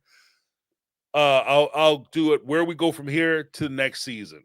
Where we go from here, we're going to see the breakdown of them talking about Coyote Pass and what they're going to do with it. We already know the ending. We know how it ends now. And that's another reason why they needed to move on from that storyline. Because when they make moves, because it is documented, we all know that they sold the property for 1.5. They divided it 5 ways. So now, I guess over the next season, 2 seasons, we get to watch that transpire and happen. It's like watching a documentary. You know how it ends. When Lincoln goes to the theater, it's a wrap. He's catching a rocket to the dome. Okay? He's not going to make it through intermission. Like, you understand what's going to happen. Okay? And I don't give a shit how they dress it up and how dramatical the scenes are. You know what happens at the end. And so you might go for the acting, but you're not going for the storyline and a nail biter of, what's going to happen next. You know what's going to happen, and that's where we are with Sister Wives, and that's why these storylines aren't working. So we're going to watch the breakdown with the Coyote Pass situation. Then my other prediction is that I think they're going to have a special commemorative episode for Big G's. Hopefully they do that with taste. They very well, depending on the producers and their willingness to get their money back, they very well may show the footage of why the family broke down. I'd be interested in seeing that. If what I heard was true. Oh yeah, 4 ways. They did divide it 4 ways. But yeah. So I guess they would have probably be closer to yeah, true that. Good point. Thank you, JB. So yeah, I'm wrong. So it would be closer to 300. Well, the division of 4. Yeah. But either way, I mean, we'll push them down the shove. Like, I just don't think that I think that they have to show Big G's, how they handle the episode with Big G's could be determinative of whether the show continues. If they do a good job with it, you guys will be given another season. If you guys drop the ball on this Big G's episode, if you disrespect his memory in any way, Hey, Jim. you're done. Like, this shit is over. Over. You pack your bags. Yeah, I'm saying, pack your bags, put the marching band in the bus, because we are done. Like, wrap this shit up. It's over. So they have to be very careful with how they do the Big G's episode. I mean, hire somebody. If you don't trust yourself, TLC, you haven't aired it yet. You paid for the episode. It's locked. It's in the can, and you guys are ready to launch it. My advice, because I know they have, like I said earlier, they got the TLC interns. Tell your bosses, interns. Tell your bosses at TLC to review that footage that they have for that special episode with Big G's, and make sure that shit is responsible and respectable. And if it's not, you need to hire somebody. If you got to go down to Hollywood and hire a better editor, a director, and somebody special just to do that special, that's what the fuck you need to do. Because if you don't, you will destroy your franchise with one episode. You will burn it to the ground if you disrespect Tanya Carter. Man. Just being straight up with you. So what do I see about season 20? Season 20 is going to be the wrap up and a summation of the Coyote Pass situation. And to be honest with you, season 20 very well may be the farewell season, because they really have no reason, like, especially after Coyote Pass is done, they have zero reason to communicate with each other now. Robin and Cody don't like the OG3. The OG3 don't like Robin and Cody. Why would you contact them? Like, aside from like the weddings and funerals and things of that nature that the kids have going on that's related to the kids, and the kids don't want their stuff filmed and plastered all over TLC, I don't know why you guys would even be on the show. Because even McKelty, like, let's be honest, if we map it all the way out, McKelty was cool with Robin and Cody, but even when she was doing the whole, well, you guys want to have the goodbye celebration, invite Cody and Robin and the kids over to the house to say goodbye to Christine and Truly before they go back to Utah. That was a terrible episode. McKelty caught a lot of shit. Nobody was impressed with that episode. I thought that was horrible, and it was horribly uncomfortable to watch. I couldn't imagine standing there on the back of Christine's yard and everybody staring at each other like you the damn Sharks and the Jets on West Side Story, ready to get into a knife duel. You know what I mean? You know what I mean? That's duel. I couldn't imagine that shit. That would be terrible. I wouldn't have went. I'd have left. Like, straight up. Like, McKelty, oh, well, we all need to get together so the parents can say goodbye. No, I'm not going to that. I'm not going to that. That's dumb. We don't get along. We got nothing to say to each other. You know what I mean? We're more likely to start scrapping it out than we ought to actually have a conversation. And it's, especially after this joker done stood on my porch and hollered in my face. No, I'm good. I'm good. I'm good. We solid. So once that happens, season 20 is done. This might be the last roundup, and then we'll roll into spinoffs, because there is room to have spinoffs. Like Christine, her whole venture with David and the challenges of them trying to become real estate moguls and investment moguls, real estate investor moguls. You have Janelle and Maddie. Janelle, we also have to keep into account, because I see where they're coming from when they said that Janelle probably isn't interested enough by herself to watch. But you have to remember that she's also bringing Maddie. She's also bringing Caleb. McKelty just moved down to North Carolina. So you have a lot of personalities that will be present and at Janelle's disposal for a new spinoff. And that would kind of indicate to me that they very well may be getting a spinoff, because everybody is coalescing down in North Carolina. So this very well could be them setting up the new Sister Wives Janelle spinoff. Meri, she has her own set of challenges, but Meri could get a spinoff. I think Meri could do a spinoff. The only people who I think would struggle with a spinoff at this time is Robin and Cody. So postseason 20, if they start rolling everybody out in the spinoffs, they would have to bring Robin and Cody as special guests, maybe on one of the other shows. But I don't think that they're strong enough to actually have their own show, because I don't know if folks are willing to stomach watching them have their love affair that they sat and denied for so many years. Like the fact that you guys, and I think that that's one of the things that maybe Cody is trying to push, that everybody is so mad that I love Robin. Get over it. I just didn't love these other women. I love Robin.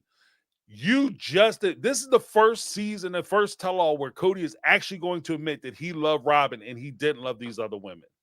He kind of hinted at it before, I think, he gave a little preview of it in season 18. But this is the first one you're full-throated, saying it with your chest that you never loved the other women and you only love Robin and you're deeply in love with her. And because you spent so many years denying it, you can't now be challenged and be insulted that folks are challenging that or bringing it up. 1, 2, nobody is challenging it. You're trying to have an argument that nobody is trying to have. Nobody is saying that you never loved Robin and that you don't love Robin and that you didn't love these women. I could tell by the way you treated them, you didn't give a shit about them. The OG3, I can tell by the way you treated them, you didn't care about them. So no surprise there. The fact that you only care about and was concerned about Robin, again, no surprise there. I said that season 1, motherfucker. So you're not surprising me with that revelation. So that's not going to be enough for them to carry another show. Like the whole Robin, Romeo and Juliet bull stuff, where like I love Robin and it's us against the world and our challenges. I don't care. I don't care. Okay. This is this just strikes wrong, because they're the couple that had the affair and now they want everybody to celebrate their relationship. No. No. Yeah, I left my wife, my pregnant wife, but I'm with Michelle now and she completes me. Okay, that's great for you. I'm happy for you. You can move along now. I'm not showing up to the wedding. Why not? You can't celebrate my love? No, because you did your other wife dirty. So that's kind of the I think where they are. Then of course we have Coyote Pass sold. Yes, again, that is divided 4 ways, not 5 ways. So they would get a little bonus. I did the math. I was dividing by 5 when it's actually 4. So they would get closer to $300,000. And it would be a little less than 300. They would be a little more than 300, I think. Yeah, they'd be a little more than 300. So they would be closer to 300,000. So correcting myself. The other person was correct. They would be closer to that. But, again, I was kind of that whole storyline was already getting long in the tooth. Meri on Tamron Hall's show, guys.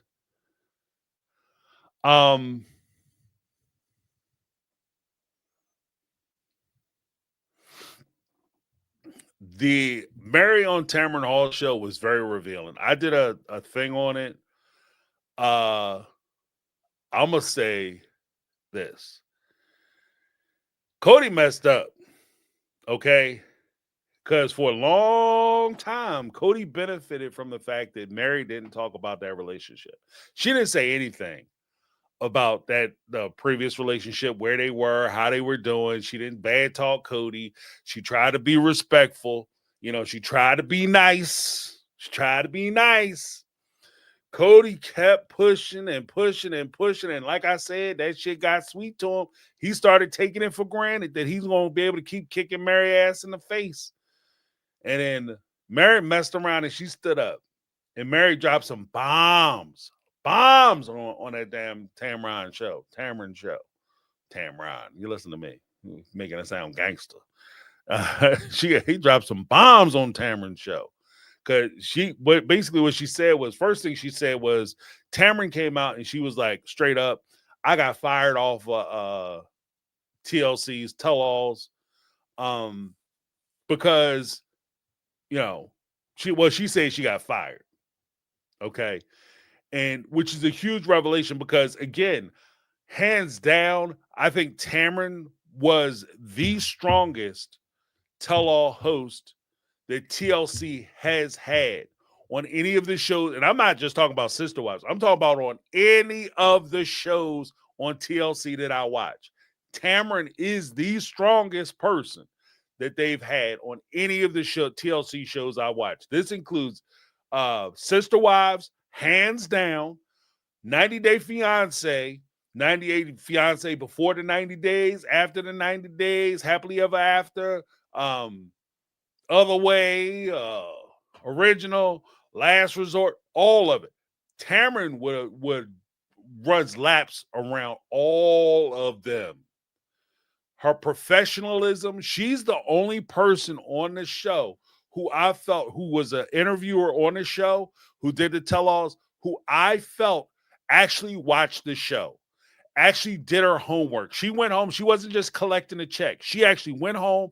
She thought about what she was watching. She considered the show. She caught the episodes. She understood what she was dealing with and what she was walking into, which is part of the reason why when she was talking to when she was doing her interviews and she was doing a tell-all, she was able to give strong pushback to Cody and the wives in OG3. When they said some shit that was out of bounds, Tamron was able to quick, fast, in a hurry and say, that's not what you said.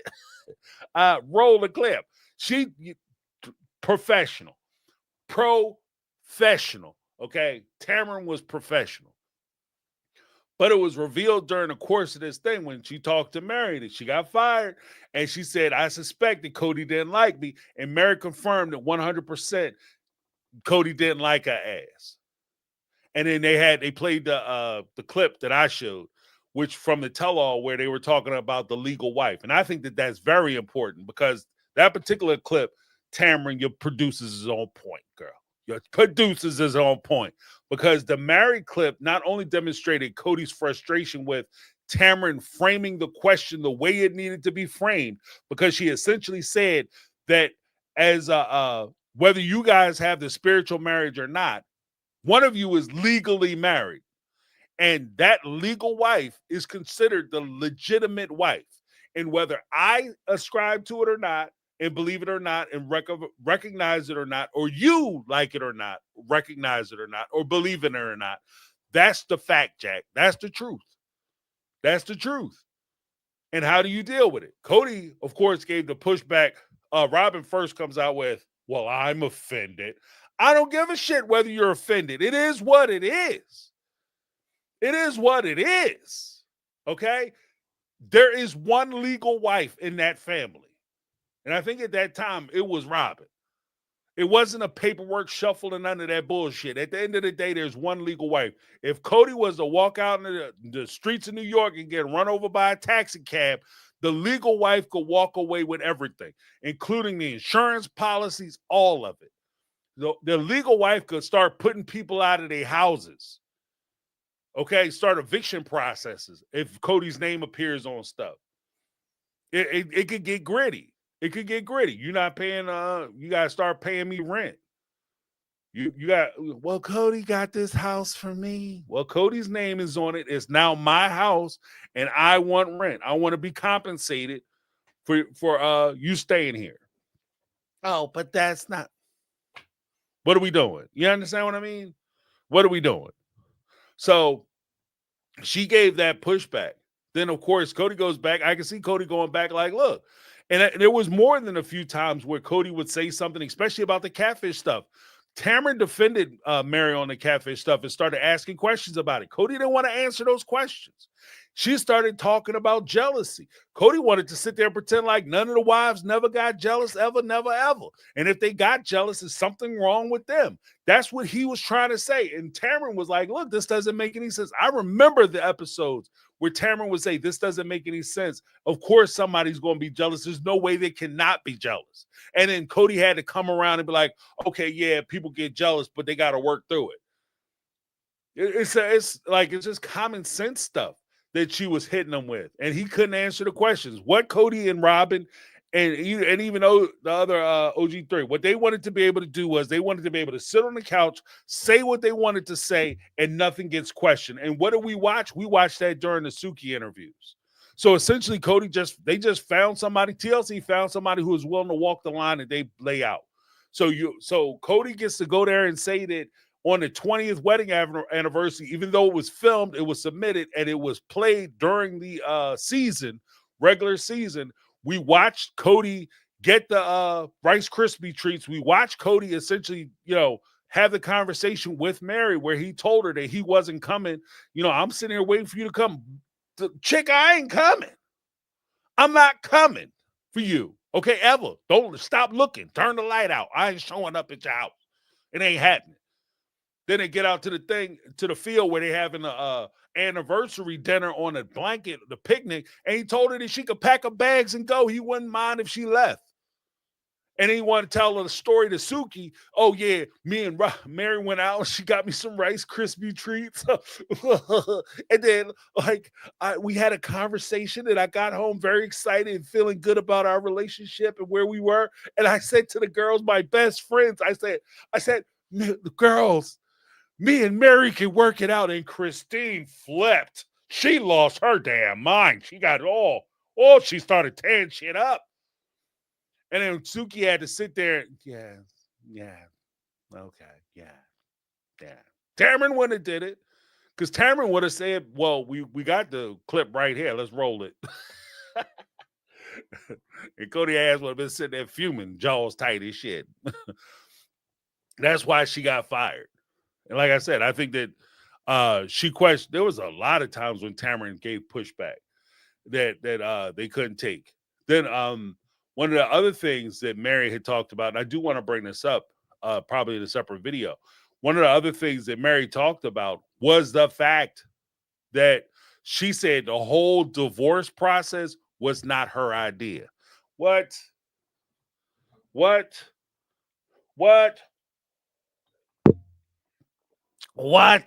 Say that one more again. Meri said that whole thing about I went there and got the divorce so that we could adopt the kids, that was all bullshit. She said, no, they wanted me to get divorced because Cody wanted to marry Robin. She confirmed it. And that's why I say, Cody messed up because Meri is like, she, what the kids say now? Meri on one. Okay. She on a whole one.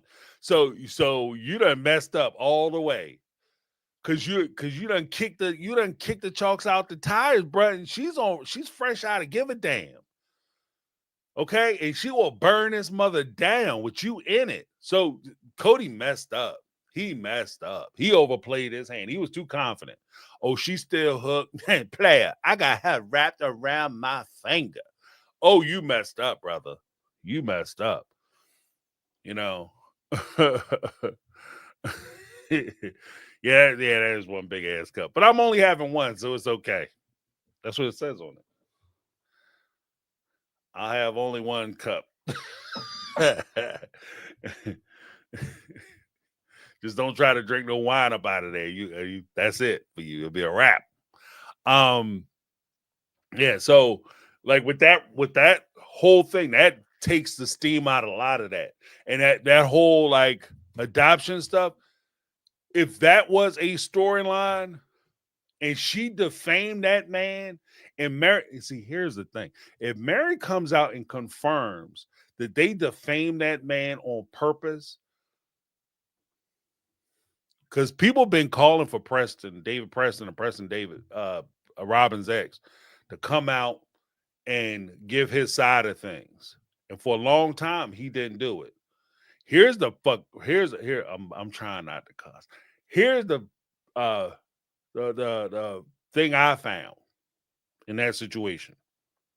Remember when I said earlier that you might not come out because you don't want to hurt your kids? Them kids is grown now. Okay, they're adults.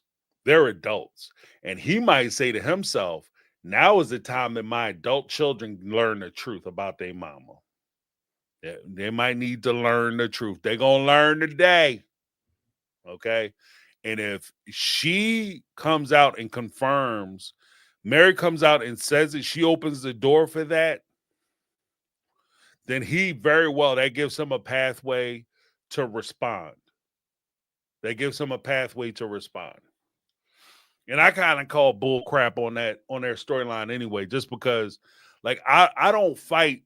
If I fought to strip my wife's parental rights away from my kids because I don't want her to see my kids anymore, because the only way you could do that is if essentially I'm going into court and saying, not I'm taking their rights away because it's inconvenient for me to drop them off on the holidays. That is not a reason to strip parental rights away from your kid. If you go to court and say that to a judge, you're gonna get cussed out, right?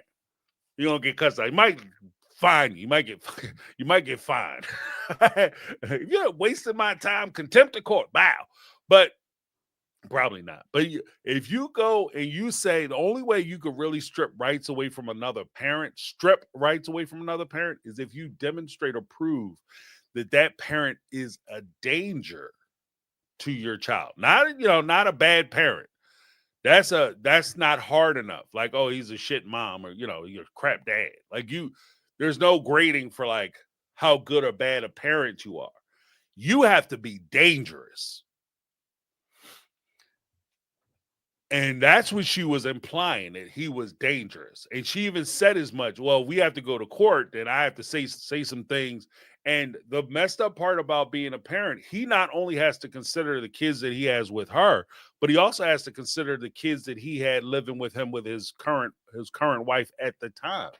So if he's adjudicated as being dangerous to children, you can't be adjudicated as being dangerous to your kids with your ex-wife and still maintain a household with the kids with your new wife. So that very well could impact your current living situation with your kids. So that has to be taken into the mix. So when she threatened him with that, she wasn't just threatening him, she was also threatening his family. She was threatening his other kids. So if Meri comes out and she pulls the pin on that grenade and says that it is able to establish that this is just something she said to try to run a storyline on the show, and she actually used that storyline to obtain custody of her children, because the adoption did go through. Cody is legally their father. So if that happened,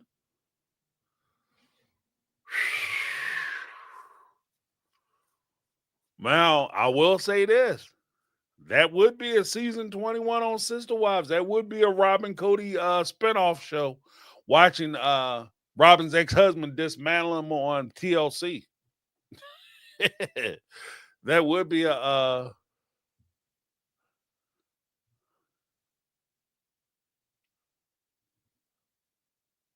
what is this? There would be a show. What's this?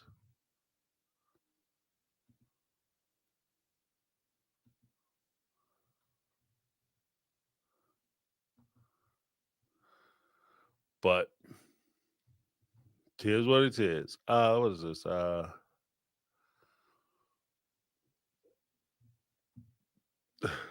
Kids, what is she right?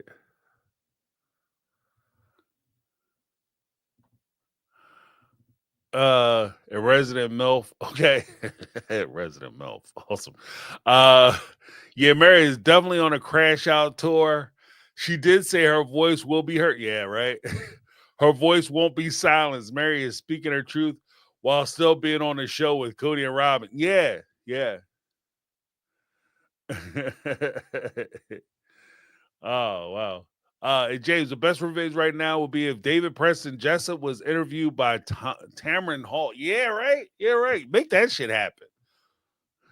You know, bring him on the show, be like, Preston, David, a little bird told me, and I'm not talking about a little Robin, I'm talking about a big old Meri came in there and fucking swooped in and kicked over their Legos and the little house they built. So yeah, I mean, it could like this could get messy. This could get messy, super duper messy. But Meri, I understand. Like, and I want to be very clear on this. Like, I know there were some accusations, and we're probably going to hear about those accusations, which will detract away from Meri, take away from Meri and Mary's her character, maybe even some of her story. But it's her story to tell. And I think that the same way at least from me, the same way I'll give room for Christine and Janelle to tell their story, I'm going to give Meri room to tell her story. And, in addition to that, I will also give room for the kids, the OG 13, to tell their story, especially how it relates to growing up in the Brown family, how it relates to their experiences with Cody and Robin, as well as their experience with the OG3. Like, I think that they absolutely have the right to come out, especially because they were exposed to the show at a time where they didn't have the capacity to be able to say that I want to be on a reality show. So they absolutely have the right. They, in my opinion, because the kids were involved in the show, when they were minors, I think that they have more right to come out and say, this is what was going on in the house, and this is what happened, and this was my experience. And I'll listen to all of them. Hell, I'll listen to Cody and Robin give their perspective. Of course, I'm going to, weigh it with a pound of salt. Like, forget a pinch. You can put the pinch in your pocket. I'm away with a pound of salt because everything they've said thus far has been dishonest, disingenuous, and downright a lie. So, there's that. But I'm more than open for more commentary, more opinions. Two people can have the same experience and just experience it in different ways.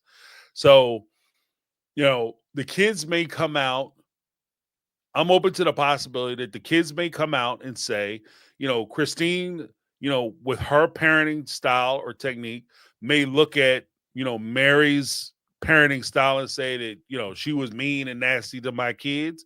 Meri may look at it and say, your kids was wild as hell, and I had to, help to try to rein them in. Either way, when push comes down to shove, this is one of those situations that if you're saying that Meri was treating your kids rough and wrong and nasty and she was abusive to your children, then, there will be questions as to why you stayed around and allowed that to happen for so long. Because your kids don't have a voice. Your kids don't have the ability to say, you know what, I'm being mistreated. I'm out this mug. Like, it's up to the parents to protect your children. So if that's the claim that Christine is making, and she's made it before, that, that Meri mistreated her kids, then, the question is always like, how much access did Meri have to your kids? Because straight up, if I stayed in that family, part of me and Meri, if I was, a brother husband, my wife had like another dude, and I found out dude was hanky janky, was, talking rough to my kids, me and homeboy gonna have a conversation. Like, when it come to my kids, you don't say shit to my kids. You know what I mean? If something happens, you come get me. Like who hasn't had that conversation with another parent? Like, kids be on a baseball team or something together. You be like, look, something happened with my kid. You don't stand out there hooping and hollering at my child. You come and get me. I haven't had to have that conversation with nobody, thank goodness. But to tell the truth, like that's what I would say. Like if you don't sit there and talk rough and wrong to my child, you come and get me. Like when she was standing out there losing her shit about the kids picking on Robin's kids. They're your brothers and sisters. You're gonna treat them good. Can I get some of the other parents to back me up? I am backing you up because I didn't say nothing, but we very well may have a conversation after that. You know what I mean? Especially if you start pointing my kid out, like you come here, and you calling my kid over. Oh, you take your hands up off him now.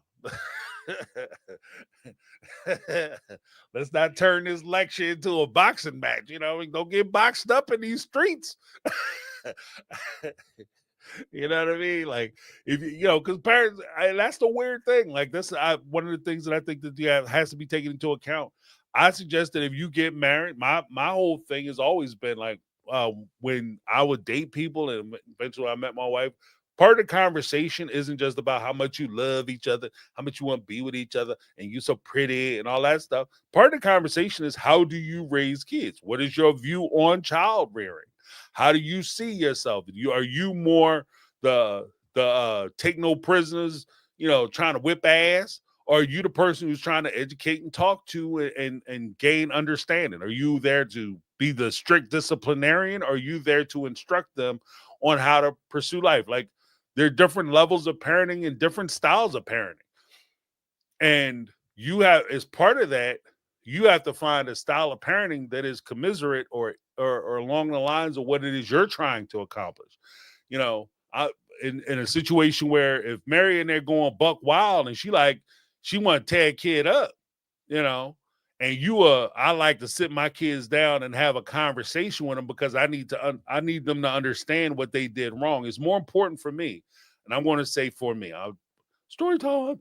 It's more important for me that my kids understand what they did wrong than it is for me to punish them for doing something wrong. Because this is part of the thing that I had said before, an extension of one of the things I said before. I am not going to be there 100% of the time. So if I'm always there just whipping ass every time they step out of line, like you did this wrong, ping, ping, you did that wrong, ping, ping, and that's all I do, then they're not learning for themselves. And therefore, when they're out by themselves and they're making decisions by themselves, if they'll make the decision and then if they don't feel that ping, ping, then they think that they're good. They think they're gravy. Or they start learning how to hide and deceive and do what they want to do behind your back. Look, I want them to understand why this is wrong, why this is not serving what you're trying to do, why this is not going to assist you with the things that you want to accomplish in your life. And from there, I need them to make better decisions. Now, does this say that you won't get punished in my house? Absolutely fucking not.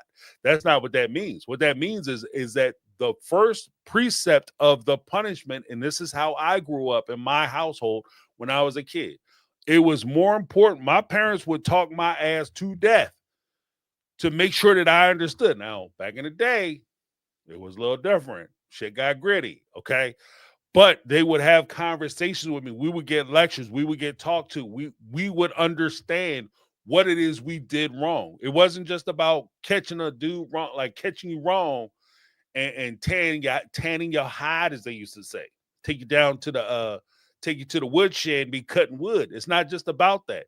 It's about making sure that you can correct the behavior, not just get punished for the behavior. That type of like reward punishment mindset is usually good for people who can't understand. Like you might not be able to explain to a 2-year-old why they shouldn't, stick a fork into the outlet, or why they shouldn't sit there and play with a stove. You can't explain it to them where they would understand it. So you have to get them, pick them up and take them away, you know what I mean? And correct and take them away. They don't understand. But when your child is a certain age, they need to start understanding. At 15, 14, 15, 12, 13, don't pick on your brothers, your sisters. Don't pick on kids. Don't be a damn bully. That's something that they can understand. That's something that you can talk to them about. And so, again, depending on how, there could be a difference in how they raise their kids and their approach to raising their kids. I'm open to that, but I want to hear both sides of the story. So, off the cuff, do I think Meri has a kind of personality where she might come off a little rougher than Christine and Janelle? Yeah. But I mean, all of them have like something with their personalities. If I'm going to keep it all the way a stack, which I do, if I'm going to be all the way a buck, which I am, in my opinion, I think that all of them have something that you could look at and say, yeah, that might not work for me. Janelle is super quiet. She goes along to get along. So which puts you in a situation where it's great if you're a domineering personality, but if you're the type of person who needs a partner to be able to stand up for themselves and assert themselves when necessary, because you're about to make a terrible decision, like, I don't know, buy a sports car when you got 13 kids, buy a motorcycle when you got 13 kids, drive 5 hours away to go see another woman, and you don't say anything about it. He's sitting there spinning you broke, and your kids eating moldy bread, and your husband or your partner is too busy doing what he want to do because you too shy to say something. That could be an issue. If you have Christine, who is like super duper happy all the time, it seems like, almost to the point where sometimes, like, I could tell that she puts on a fake face, but she tries to be polite about it. So she tries to act super excited. Usually that's when Christine is lying. She's not excited and she doesn't like it. Like when Robin came into the family, yay! That stuff, I can see where that could get annoying. Or, she gets super excited about stuff and she does kind of focus on her situation more than she focuses on situations of the people around her. Like when she was talking to Janelle about how she broke up with Cody, not everybody's breakup is going to look the same. Some people, like Janelle, she's fine with not calling Cody, not talking to Cody. And for a passive person, a person who kind of goes along and get along, that might be the best thing for her to separate from Cody. That's her way of separating from Cody. Whereas you have somebody like Christine, she wants to put it in Cody's face that she broke up with him and she's no longer with him. So she says it to him directly. I'm breaking up with your ass and I want you to cry and be upset. I want you to be mad. I can see that situation. So I think that, and then of course you got Meri. Meri, maybe Meri is different in person. And that's one of the graces that I'll extend to Meri. That there's a possibility that Meri just comes off rough because she's not a TV personality person. Like in real life, too much of like an exciting, all over the place personality plays better on television, sucks in real life.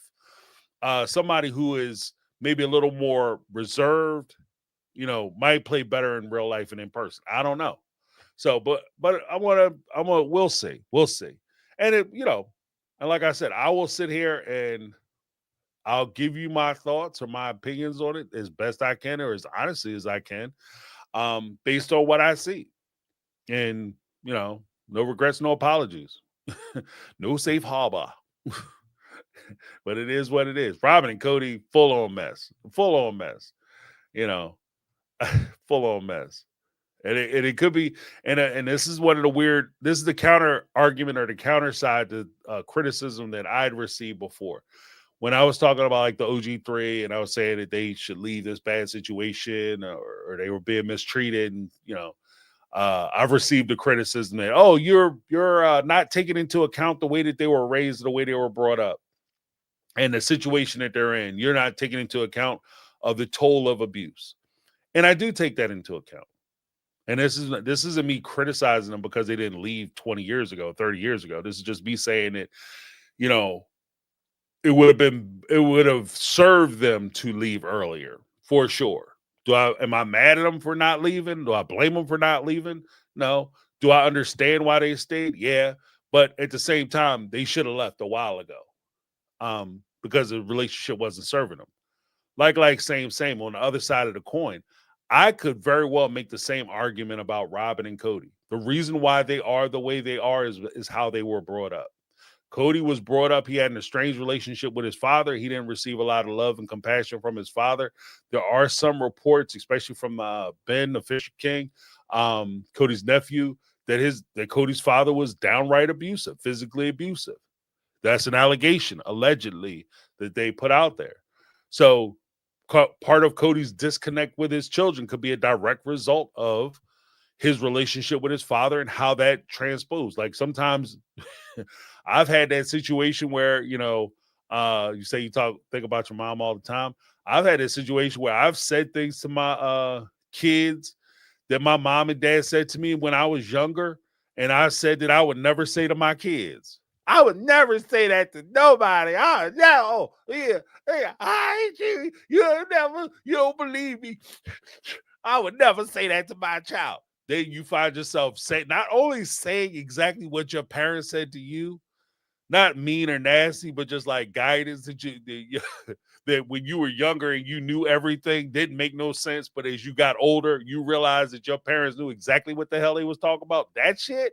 Not only do you say the exact thing that your parents said, but you sound just like them when you say it. And I don't know about you, but I've been in a situation where I've said something my mother, my father have said to me when I was a kid to my kids, and I hear me say it, and I sound just like my parents, and even I have to step back like, damn, mama, daddy, you know what I mean? It was crazy.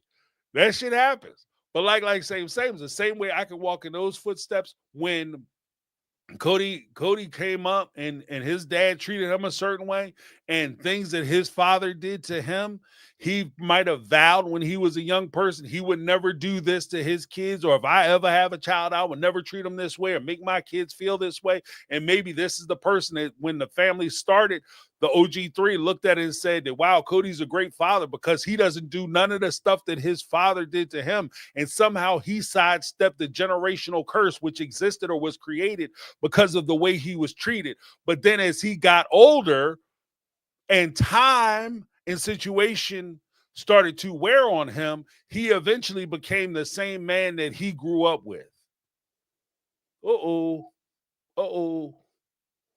Robin, like, same. She grew up in a situation. How closely does her relationship with the OG3 and how she pursues polygamy or practices polygamy is the mirror side of the way that her mom practiced polygamy, the way that she watched polygamy be practiced the entire time she was coming up. Her mom didn't live in the same household and live as one family with her husband's family. He had a whole separate family he spent Monday through Friday with. Then he came out to see Robin Friday evening, Robin and her mama Friday evening, and he spent time with that family on the weekends, which is a completely separate family. And when she came into the family, she even said it essentially, I'm merely emulating the relationship that my parents had when I was coming up. That's where we get the whole concept or idea of the honeymoon phase that Robin says that she is going to keep perpetually going with Cody because that's what she watched her parents doing. So if she watched that relationship coming up, she's just merely doing what she learned coming up. So she can't be held accountable. The same way, if I want to take that argument all the way through and keep it consistent, if I can't hold Meri or Christine or Janelle accountable because they didn't leave that situation, I can't hold Robin and Cody accountable for the shit they do. And I don't think that that's appropriate. So I have to call it what it is. If it's wrong, it's wrong. If it's right, it's right. Wrong is wrong, right is right. The same way I said about like the catfish situation, the same way I'll say if Cody is mistreated, I don't give a shit. Well, I won't say I don't give a shit. That's stupid. I'm not going to weigh if Cody's dad mistreated him. I'm not going to give Cody a pass to mistreat his kids because of the way his father treated him. Because you understand the negative impact. You understand better than anybody else if you experienced it. The negative impact of being mistreated or neglected by a parent. So for you to do that to somebody else is inexcusable. Robin, you, even though your mom and your dad's situation, maybe it was lovely for them, but you have to recognize the pain that that causes. So I'm not going to give you a pass because this is the way you grew up and it seemed good and it seemed gravy because you grew up in it. And I think that that's a through line for everybody. It's not blaming anybody for their situation. It's just holding them accountable. You have to be accountable for the you have to be responsible for the lives you impacted, and you have to be held accountable to the lives that you damage and destroy. If you're damaging and destroying if you burn down a whole family, I don't give a shit that you grew up with a family, a family full of pyromaniacs. You don't get to come in and burn down a family because that's the way you grew up. Sorry, not sorry. Like there's a point where we're responsible to break generational curses.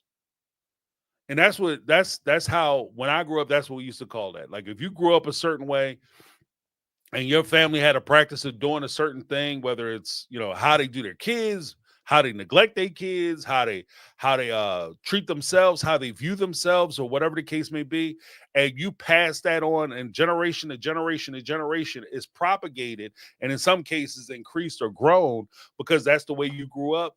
You have a responsibility to yourself and to your children to try to do your best to break that generational curse so that you don't continue to pass that on to your kids and to your kids' kids.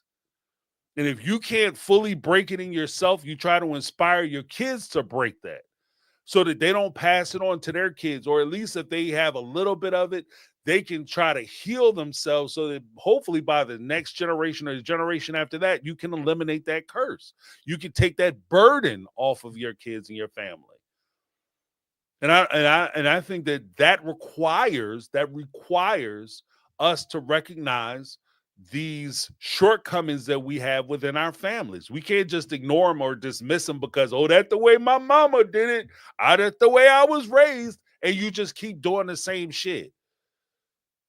Because you will pass that on to your kids. And as much as people say that they love their kids and they would do anything for their kids, what always kind of piqued my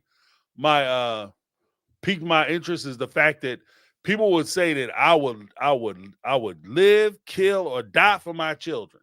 But then you ask them to do something like self-improvement, that's too much. Go spend time with your kids. Whoa, now. Go spend Saturday. I got to miss the game? I mean, you willing to put somebody in the dirt for your child, but you won't miss a football game. Oh, the Super Bowl's on. My kid got problems, but it's the playoffs. So we just going to have to put them problems aside. But I would, don't talk rough to them because I'll go crazy. That makes no sense to me. That makes no sense. So I don't know. I know some people are like, I thought we was talking about sister wives. We are talking about sister wives. We're just expanding the conversation.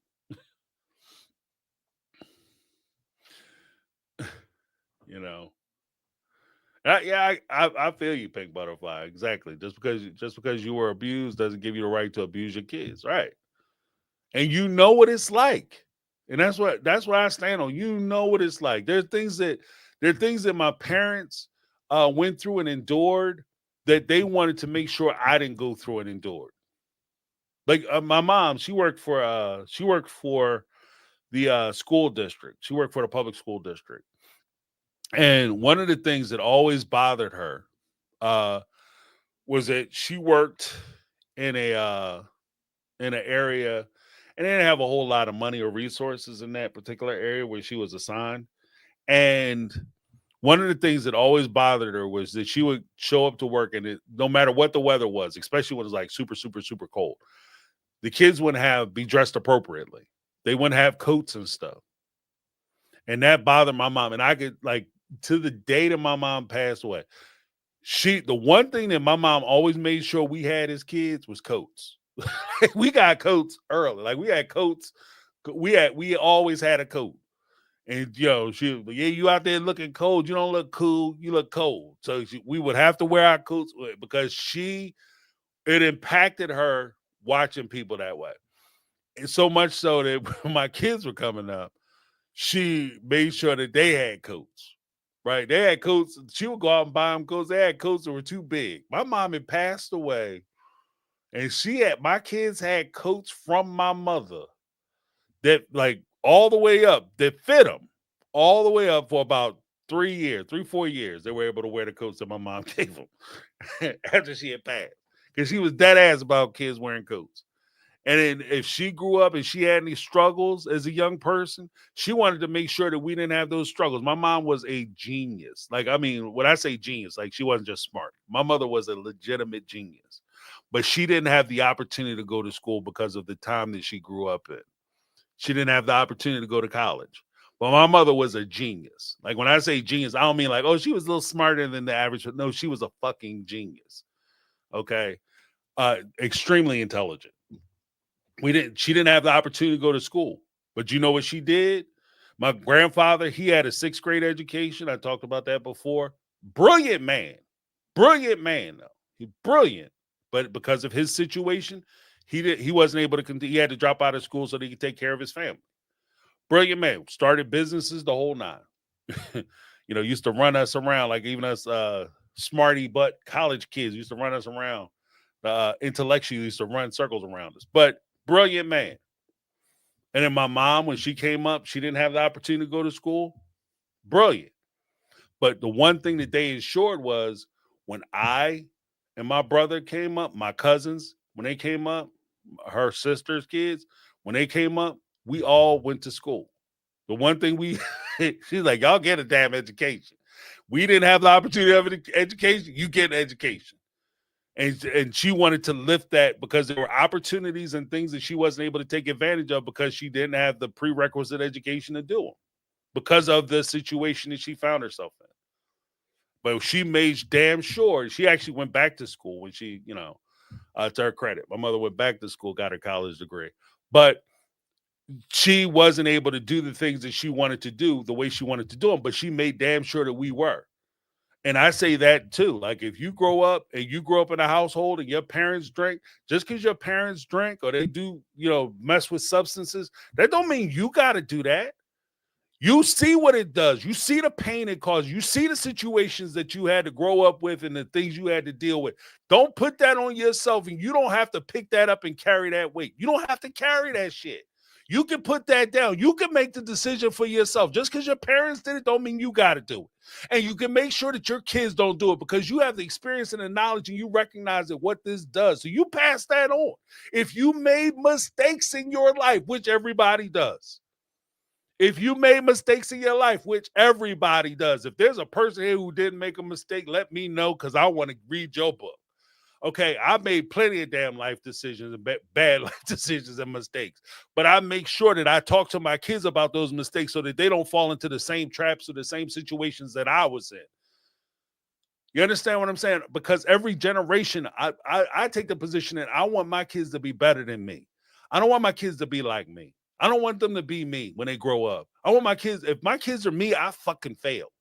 I want my kids to be better than me. I want them to have more than me. I want them to have more opportunities. I want them to have more experiences. I want them to be able to live a better life than I live. And my life ain't bad. Okay? But I want them to be able to grow. And then I want their kids to do better than them. Every generation I want to improve. I want to improve on a model. Okay? Every generation I want to be an upgrade. And you don't get that if you sit and languish in this is how I grew up and this is what was going on in my life and this is what was happening to me and I'm going to do the same thing that my parents did because that's what they did. That's what I'm going to do and that's what my kids do. I've seen that shit. I've seen that where it'd be like generation after generation. Everybody making the same damn mistake. And it's like nobody is trying to stop nobody. Well, I messed up, so you gonna mess up and your kids gonna mess up. One of the most jacked up things, and I swear for God, this bothers me to this day. One of the most jacked up things I've ever heard a parent say to a child is that I'm not shit and you ain't gonna be shit. I'm not shit and you ain't gonna be shit because I'm not shit. Your mama ain't shit. You ain't gonna be shit because you ain't no better than me. I've heard a parent say that to their child. And I was in high school when I heard that. And it bothers me to this day. I was in high school when the dinosaurs roamed the earth. But it bothers me to this day that a parent would look their child in the face and say that. Instead of saying to their child, yeah, I struggle, I got problems, my life ain't turned out like it is, but damn it, I'm gonna do everything in my power to make sure that your shit is better than me.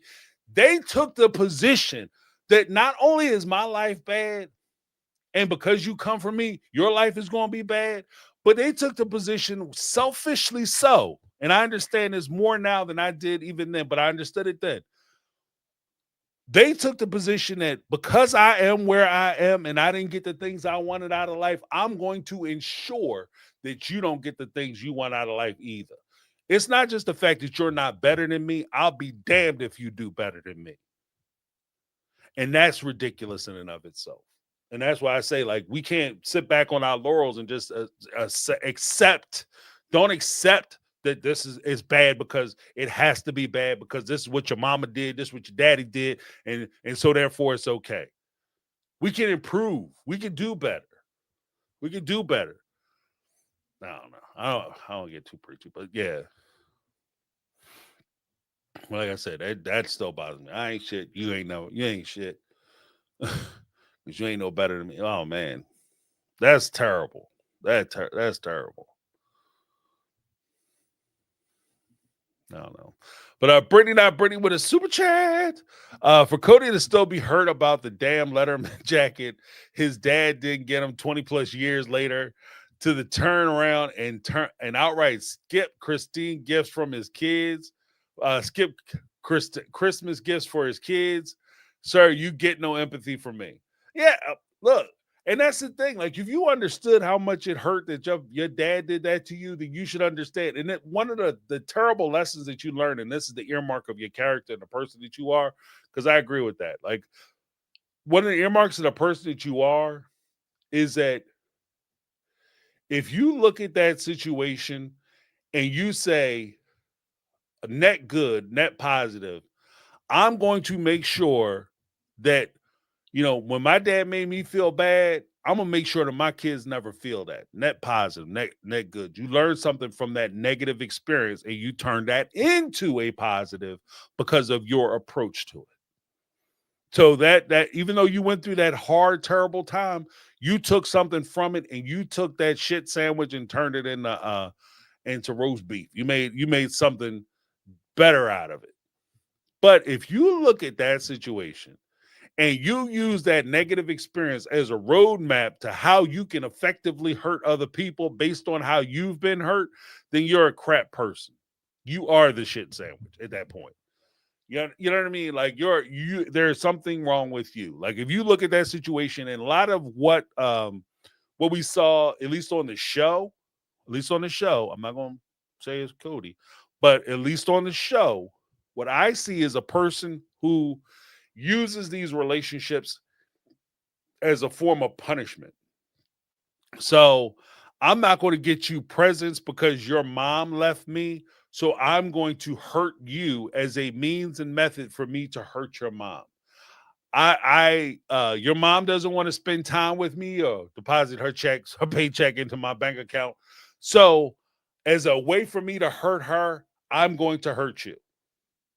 And that in and of itself, and I'm going to use the things that I learned from my experience, my past, as a roadmap to how I'm going to do it. Yeah, you're a shit person. And this is what I'm talking about. Like, with what your experiences and things that you go through. Let me give Brittany, not Brittany. Hey, girl, give her a little something. One of our mega mods up in the house, blessing me with a super chat. Get a little something.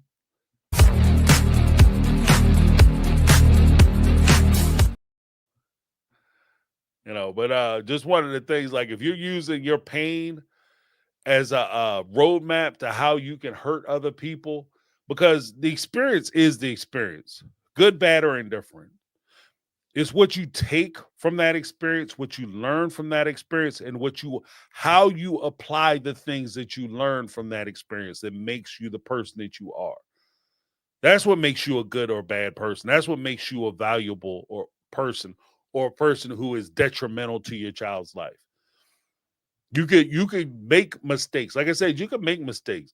I don't care if you was you was spinning off a stripper pole since you was 18 years old, and you saw things and you did things that you're not proud of. If you take those experiences and those things you went through and you teach your children, no, I won't even say there's necessarily something wrong with stripping, but if you take those experiences and you teach your child or your kids a different perspective or a way through those experiences, how they can apply those experiences in their life in a positive form and fashion, then it makes that suffering, it makes that suffering I won't say worthwhile or valuable, but it certainly it gives purpose for it. It gives purpose for it. It wasn't needless, right? This didn't happen for nothing. If you go through these terrible things, like Cody have these horrible experiences with his dad, if you take those experiences and you push them off to your children or your experiences with your family, then those experiences were nothing. All your suffering, the tears, the crying, the lamenting, the pain, it didn't mean anything because you didn't learn shit from it. You didn't take anything from it. And that's kind of where I am with it. Let me just do a quick cursory look. I know I kept you guys here for 2 hours rapping about this foolishness, but I appreciate you guys tuning in and checking a player out. We got 344 in the chat. Salute. If you guys can hit me, bless me with that like. Let a player know that you like what I'm doing. And the conversations we're having. Like I said, we could take a lot of this. We could take a lot of this. Oh, thank you, Sarah Coverdale. We could take a lot of this from Sister Wives, and we could just simply talk about like what a shit person Cody and Robin are, and we could leave it there. we could do that. But I like to take the position that, you know, we can share and we could talk about these situations, and we could talk about some of the things that we've experienced, some of the things that we've observed. And again, we can, if it's not a curse or a trait or something that we pass on to our kids, maybe it's something that we can recognize so that we can curtail and stop it in people around us as well as our kids. Because not everything that happens is going to be like, oh, you know, since the dawn of time, you know, I did this and made these mistakes. Sometimes like the generational curse could start with the next generation. And so it's on us as parents, as elders, as guardians of our children to make sure that we aren't just protecting them against the strangers and the creepy crawlies and the creeper vans, right? The weirdos in the creeper vans, the clowns that jump out of the. My brother and my wife are scared of clowns. I'm not, so I don't get it. But they're horrified of clowns. But so that's why I'm saying clowns like over and over again. But the most terrifying thing, but we talk about as parents, we're going to protect them against that. We're going to protect them against the boys and the girls who trying to take advantage of them. But then we stop at the part where we try to protect them against the negative impulses that they have themselves, the negative decisions that they can make that can impact their lives. So I think that part of like watching some of these reality shows is taking more or less, because in my mind, the reality show is a byproduct of what used to be the talk show. The talk show, like Jenny Jones, Montel Williams, Ricky Lake, you know, Donahue, Merv Griffin, they used to have these talk shows where they would talk about issues. And when they talked about relationships, people would try to describe in detail what happened to them during the course of these relationships. The reality talk show is just essentially a dramatization of the circumstance or situation that they would talk about on the talk show. And so if we reverse engineer it and we take it back to the original content and original form, part of the reason and purpose why we talked about things on talk shows was informative, so that we could have a discussion about it, so that we could prepare ourselves for certain situations or instances if we were to ever come across them, or we can try to help ourselves and heal our situations if we ever experience these negative things. In addition to that, there's a thing that Dave Chappelle said when he was on Oprah that I love, love, love. He said his father had told him when he first entered the entertainment business. He said, "Son, before you get into this business, I want you to think about lines that you will not cross. While you're pursuing your dreams, you already have established in your mind, because you've already thought about it, lines that you will not cross, things you won't do in order for you to get famous. And if you ever encounter a situation like a P. Diddy party, P. Diddy after party, if you ever encounter one of those situations, then if it crosses that line, and you walk away from it." And I think that that's the approach that I want to try to push with regard to some of these conversations about sister wives, 90 Day, whatever. As we talk about these things, we put these issues, topics, and discussions in the forefront of our minds, so that way we already have the conversation and we already have the foundation and bricks laid as to the decisions that we would make, the lines that we will not cross as parents, as lovers, as whatever, children, as brothers, sisters, whatever. These are lines that we won't cross. And we think about these lines so that when we come across that situation, we already have the roadmap and the guidelines as to what we're going to do. We've already prepared for it. When I did some training back in the day, and part of the training is always, even when you do play sports, you practice or you train like you're going to play. You train like you're going to fight.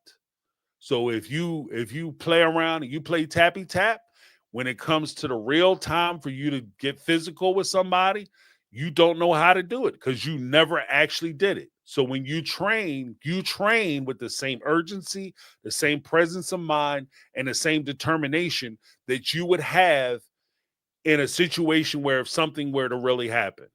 And that's how I think about a lot of this reality TV stuff. Like, if this situation were to happen to me, how would I address it? How would I approach it?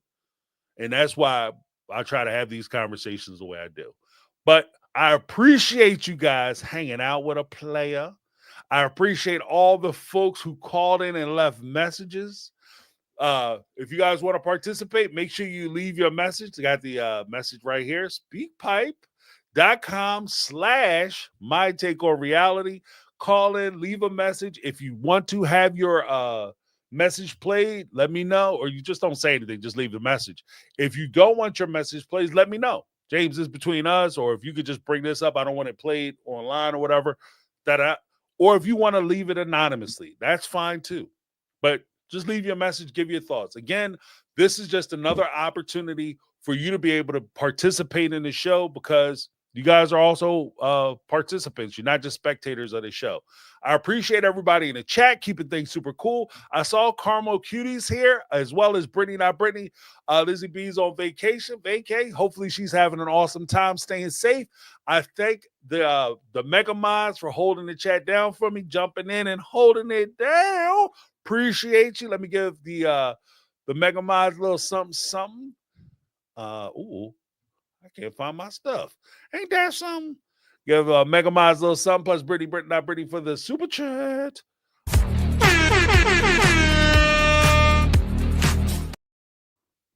All right, and then I also want to make sure I remind everybody for the members, we're going to have another. We're going to have the Motivational Mondays. That'll be dropping on Monday, as well as, like I said, I have to figure out how I want to do it, and if I can set things up so that we maybe can watch the shows together for the remainder of the season. I won't do it this first episode, but maybe moving forward, I'll take the first hour, but when the show is airing, and we'll open that up for the members, have like a separate link or something, and then we're going to have the after show. Guys, the after show is going to be fire. You know, this week they coming back. So this week, instead of 7 o'clock, we'll be starting at 11 o'clock Eastern Standard Time. I think that's 10 p.m. Central Time. I forget what it is at Pacific Time. But wherever you are, make sure you tune in. I'll be sending that out. Thank you guys so much for hanging out with me, staying chill. Thanks for the folks, the Mega Mods, for holding play it down. Thanks for everybody in the chat. Thank you to the callers. Let's give a big shout out to the callers. We had Alexandra PF, Tanya Carter twice. Tanya Carter came in, rocked it twice, 2 times for a player. Then we had Mama Cat. Thank you guys so much. Let me give you guys a little something because I appreciate you guys doing a fantastic job. Again, if you guys want to do it, it's speakpipe.com/mytakeonreality. Here's that little applause for your outstanding work, folks. All right, guys, that's my take. I appreciate you coming out. Thank you so much. This show would be very dead and very dry without you and your participation. That's why I want to give you guys so much time to be able to participate. Again, it's speakpipe.com/mytakeonreality, or you can call in this Sunday because we're doing the call-in show. I want to hear from you, what you have to say, and what your observations is as we light the fires, kick the ties, and get this show on the road. All right, thank you guys so much for hanging out with me. That's my take. I'm James. This has been My Take on Reality. And guess what, y'all? I'm out.